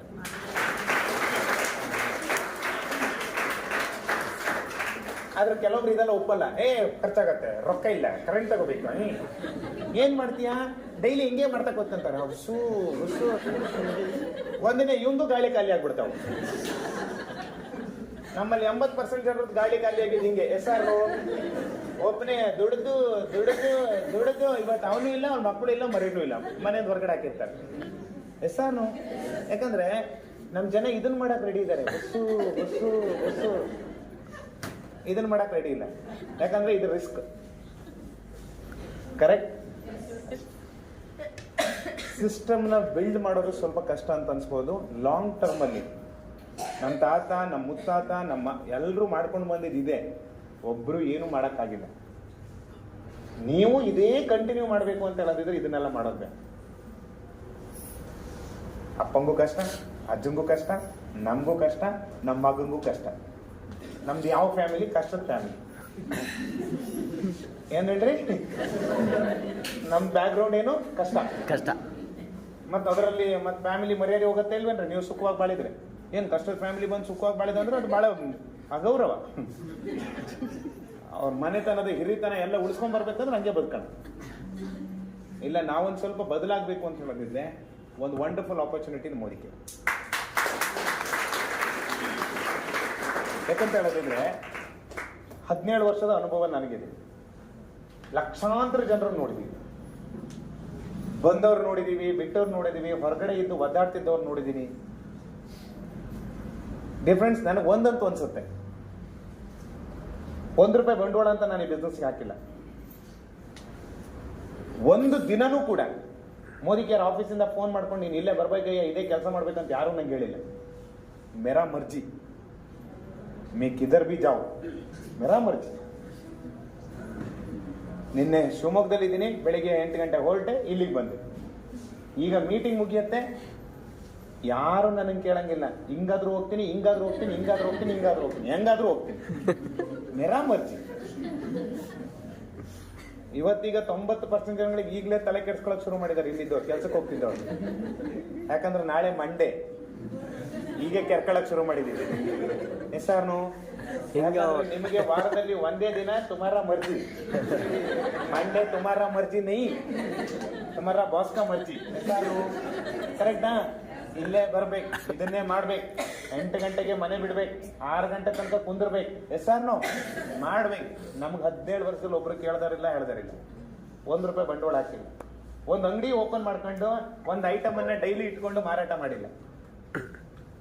ಹೇಳ್ಕೊಂಡು ಹೋಗಿದ್ವಿ ಅಷ್ಟೇ, ಚೆನ್ನಾಗಿದೆ ನೋಡ್ರಿ, ಚೆನ್ನಾಗಿದೆ ನೋಡ್ರಿ ಅಷ್ಟೇ. ತಗೊಳ್ಳೇಬೇಕು ಅಂತ ಕಂಡೀಷನ್ಸ್ ಇಲ್ಲ. ಬಂಡವಾಳ ಅಂತ ₹1 ಹಾಕಿಲ್ಲ. ಒಂದು ಹುಡುಗರಿಗೆ ಸಂಬಳ ಅಂತ ಕೊಟ್ಟಿಲ್ಲ. ಒಂದು ಐಟಮ್ ಅನ್ನ ತಯಾರು ಮಾಡೋಕೆ ರಿಸ್ಕ್ ತಗೊಂಡಿಲ್ಲ. ಕಳೆದ 17 ವರ್ಷದಿಂದ ಆಟಾಡ್ಕೊಂಡು ಸುತ್ತಾಡ್ಕೊಂಡು ಹಿಂಗೆ ವ್ಯಕ್ತಿಗಳನ್ನ ಭೇಟಿ ಮಾಡ್ಕೊಂಡು ಮಾತಾಡ್ಕೊಂಡು ಸಂಬಂಧಗಳನ್ನ ಬೆಸಿತಾ, ರಿಲೇಶನ್ಶಿಪ್ನ ಬಿಲ್ಡ್ ಮಾಡ್ತಾ, ನಾಲೆಡ್ಜ್ನ ತಗೊಳ್ತಾ ಆರಾಮಾಗಿ ತಿರುಗಾಡ್ಕೊಂಡಿದ್ವಿ. ಅದಕ್ಕೆ ಹೇಳೋದು, ಹೊರಗಡೆ ಬಾವಿ ಒಳಗಡೆ ಇದ್ದವನು ಬಾವಿ ಒಳಗಡೆಯಿಂದ ಕಪ್ಪೆ ಆಗಿದ್ದಾನೆ. ನಾವು ಪ್ರಪಂಚವೆಲ್ಲ ಸುತ್ತಾಡ್ಕೊಂಡು ಹಾರಾಡ್ಕೊಂಡು ಕೋಟಿ ಕೋಟಿ ದುಡ್ಕೊಂಡು ಆರಾಮಾಗಿದ್ವಿ.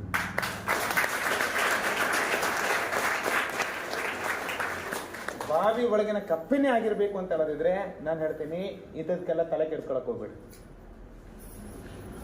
ಇಲ್ಲ ಸ್ವಲ್ಪ ಆರಾಮಾಗಿರ್ಬೇಕು, ಒಂದ್ 4 ವರ್ಷ 5 ವರ್ಷ ಕಷ್ಟಪಟ್ರು ಬಿಂದಾಸಾಗಿ ಬದುಕಬೇಕು, ನಮ್ಮ ತಲೆಮಾರುಗಳಿಗೆ ಏನಾದ್ರು ಮಾಡಿಟ್ಟು ಹೋಗ್ಬೇಕು ಅನ್ನೋ ದೊಡ್ಡ ಯೋಚನೆ ಇದ್ರೆ, ಮತ್ತೆ ಮತ್ತೆ ಹೇಳ್ತೀನಿ, ದೊಡ್ಡ ಯೋಚನೆ ಇದ್ರೆ ಮಾತ್ರ ಈ ಅವಕಾಶಕ್ಕೆ ಬರ್ರಿ. ಆಮೇಲೆ ಬಹಳಷ್ಟು ಜನಗಳಿಗೆ ಕನ್ಫ್ಯೂಷನ್ಸ್, ಕ್ವಶನ್ಸ್ ಇರ್ಬೋದು, ನಾಟ್ ಎನ್ ಇಶ್ಯೂ. ನಾನು ತುಂಬಾ ಜನಕ್ಕೆ ಹೇಳ್ತೀನಿ, 27 ವರ್ಷದಿಂದ ಕಂಪನಿ ಇದೆ, ಇನ್ನೂ ಒಂದು 200,000 ವರ್ಷ ಇರ್ತವೆ, ನಿಮ್ಗೆ ಯಾವಾಗ ಅರ್ಥ ಆಗುತ್ತೋ ಅವಾಗ ಬರ್ರಿ, ಅರ್ಜೆಂಟ್ ಏನಿಲ್ಲ. ಸರ್ ಈಗ ಬಹಳಷ್ಟು ಜನಕ್ಕೆ ಅನ್ಸುತ್ತೆ, ಅಯ್ಯೋ ಆವಾಗಲೇ ಅರ್ಥ ಆಗಿದ್ರೆ. ನಿಮ್ಗೆ ಅರ್ಥ ಆಗೋ ಟೈಮ್ ಬಂದಾಗ್ಲೇ ಆಗತ್ತೆ, ಏನು ಯೋಚನೆ ಮಾಡಕ್ ಹೋಗ್ಬೇಡಿ. ನಮ್ಗೇನು ಅರ್ಜೆಂಟ್ ಏನಿಲ್ಲ, ನಾವು ಇರ್ತೀವಿ, ಯಾವಾಗಾದ್ರೂ ಬರ್ರಿ. ಇದಕ್ಕಿಂತ ಮುಂಚೆನೂ ತುಂಬಾ ಜನ ನಿಮ್ಮ ಊರಿಕೆ ಬಗ್ಗೆ ಹೇಳಿರ್ಬೋದು. ಈಗ ಕೆಲವರಿಗೆ ಅನ್ಸುತ್ತೆ, ಆವಾಗಲೇ ಬಂದಿತ್ತು ಸರ್, ತಗೊಂಡಿದ್ರೆ ಈಗಲೂ ನಂಗೊಂದು 50,000 ಬರ್ತಿತ್ತೇನೋ ಅಂತ. ಎಷ್ಟು ಇನ್ನು ಕೆಲವರಿಗೆ ಇವತ್ತು ಬಂದರೂ ಅರ್ಥ ಆಗಲ್ಲ. ಇನ್ನೊಂದು 5 ವರ್ಷ ಬಿಟ್ಟು ಬರ್ರಿ, ನಾವಿಲ್ಲೇ ಇರ್ತೀವಿ, ಎಲ್ಲೂ ಓಡೋಗಲ್ಲ. ಬರ್ತಾನೆ ಇರ್ತೀವಿ, ಇರ್ತಾನೆ ಇರ್ತೀವಿ, ನಿಲ್ತೀವಿ. ಬಟ್ ಒಂದು ಸ್ವಲ್ಪ ಯೋಚನೆ ಇದ್ರೆ, ಅಕ್ಕಲ್ಲಿದ್ರೆ, ಬುದ್ಧಿ ಇದ್ರೆ, ಲೈಫ್ ಅನ್ನುವಂಥದ್ದು ಹೆಂಗೆಂಗೋ ಹೋಗ್ಬಾರ್ದು, ಹಿಂಗೆ ನಡಬೇಕು ಅಂತ ಡಿಸೈನ್ ಮಾಡಬೇಕು ಅನ್ನಂಗಿದ್ರೆ ಒಂದು ಅದ್ಭುತವಾದಂಥ ಅವಕಾಶ ನಿಮ್ಮ ಕಣ್ಣಿನ ಕಡೆ.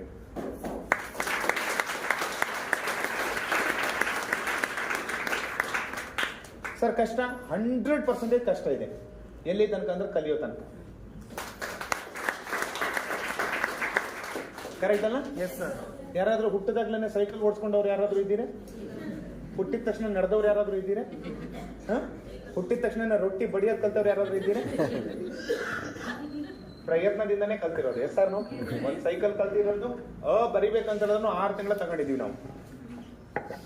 ಇವತ್ತು ಬಹಳ ಸಿಂಪಲ್, ಕಣ್ಣು ಮುಚ್ಕೊಂಡು ಅಂತ ಬರಿತೀವಿ.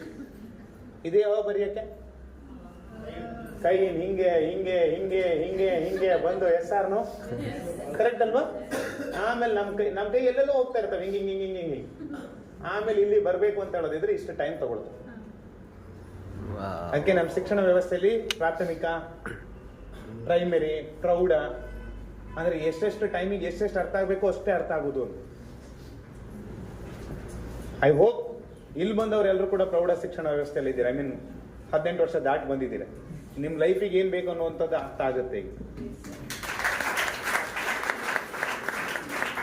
ಆ ಯೋಚನೆ ಇದ್ರೆ, ಆ ಕನಸಿದ್ರೆ, ನಾನು ನಿಮ್ಮೆಲ್ಲರನ್ನು ಕೂಡ ಪ್ರೀತಿಯಿಂದ ಮೋದಿ ಕೇರ್ ಬಿಸ್ನೆಸ್ ವೆಲ್ಕಮ್ ಮಾಡ್ಕೊಳ್ತೀನಿ. ಸೊ ಇದು ಮೋದಿ ಕೇರ್ ಬಿಸ್ನೆಸ್. ಇನ್ಯಾರಿಗಾದ್ರೂ ಏನಾದ್ರು ಕ್ವಶನ್ಸ್ ಇದೆಯಾ, ಡೌಟ್ಸ್ ಏನಾದ್ರು ಇದೆಯಾ? ಐ ಥಿಂಕ್ ನೋ ಡೌಟ್ ಅಂತ ಅನ್ಕೊಂಡಿದ್ದೀನಿ. ಡೌಟ್ ಅಂತ ಏನು ಇರೋದಿಲ್ಲ. ಕೆಲವೊಂದು ಕ್ವಶನ್ಸ್ 100% ಕ್ವಶನ್ಸ್ ಬರುತ್ತೆ. ಯಾವಾಗ ಅಂತ ಹೇಳೋದಿದ್ರೆ, ಇದನ್ನ ಬೇರೆಯವ್ರಿಗೆ ಹೇಳಿದಾಗ, ಅವ್ರೇನಾದ್ರು ಕ್ವಶನ್ ಕೇಳಿದಾಗ ನಿಮ್ಗೆ ಬರುತ್ತೆ. ಅದನ್ನ ಕೇಳಿದಾಗ ನಾವು ಉತ್ತರ ಕೊಡ್ತಾ ಹೋಗೋಣ.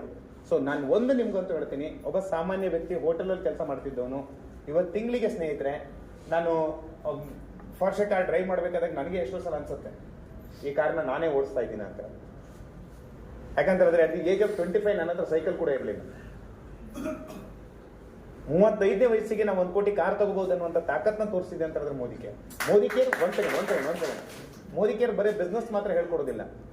ಬಿಸ್ನೆಸ್ ಮಾಡೋದ್ರ ಜೊತೆಗೆ ನಮ್ಮ ಒಳಗಡೆ ಒಂದು ಆತ್ಮವಿಶ್ವಾಸವನ್ನ, ಧೈರ್ಯವನ್ನ ತುಂಬುತ್ತಲ್ವಾ, ಅದಕ್ಕಿಂತ ದೊಡ್ಡದಾದಂತ ಎಜುಕೇಶನ್ ಬೇರೆ ಯಾವುದು ಇಲ್ಲ.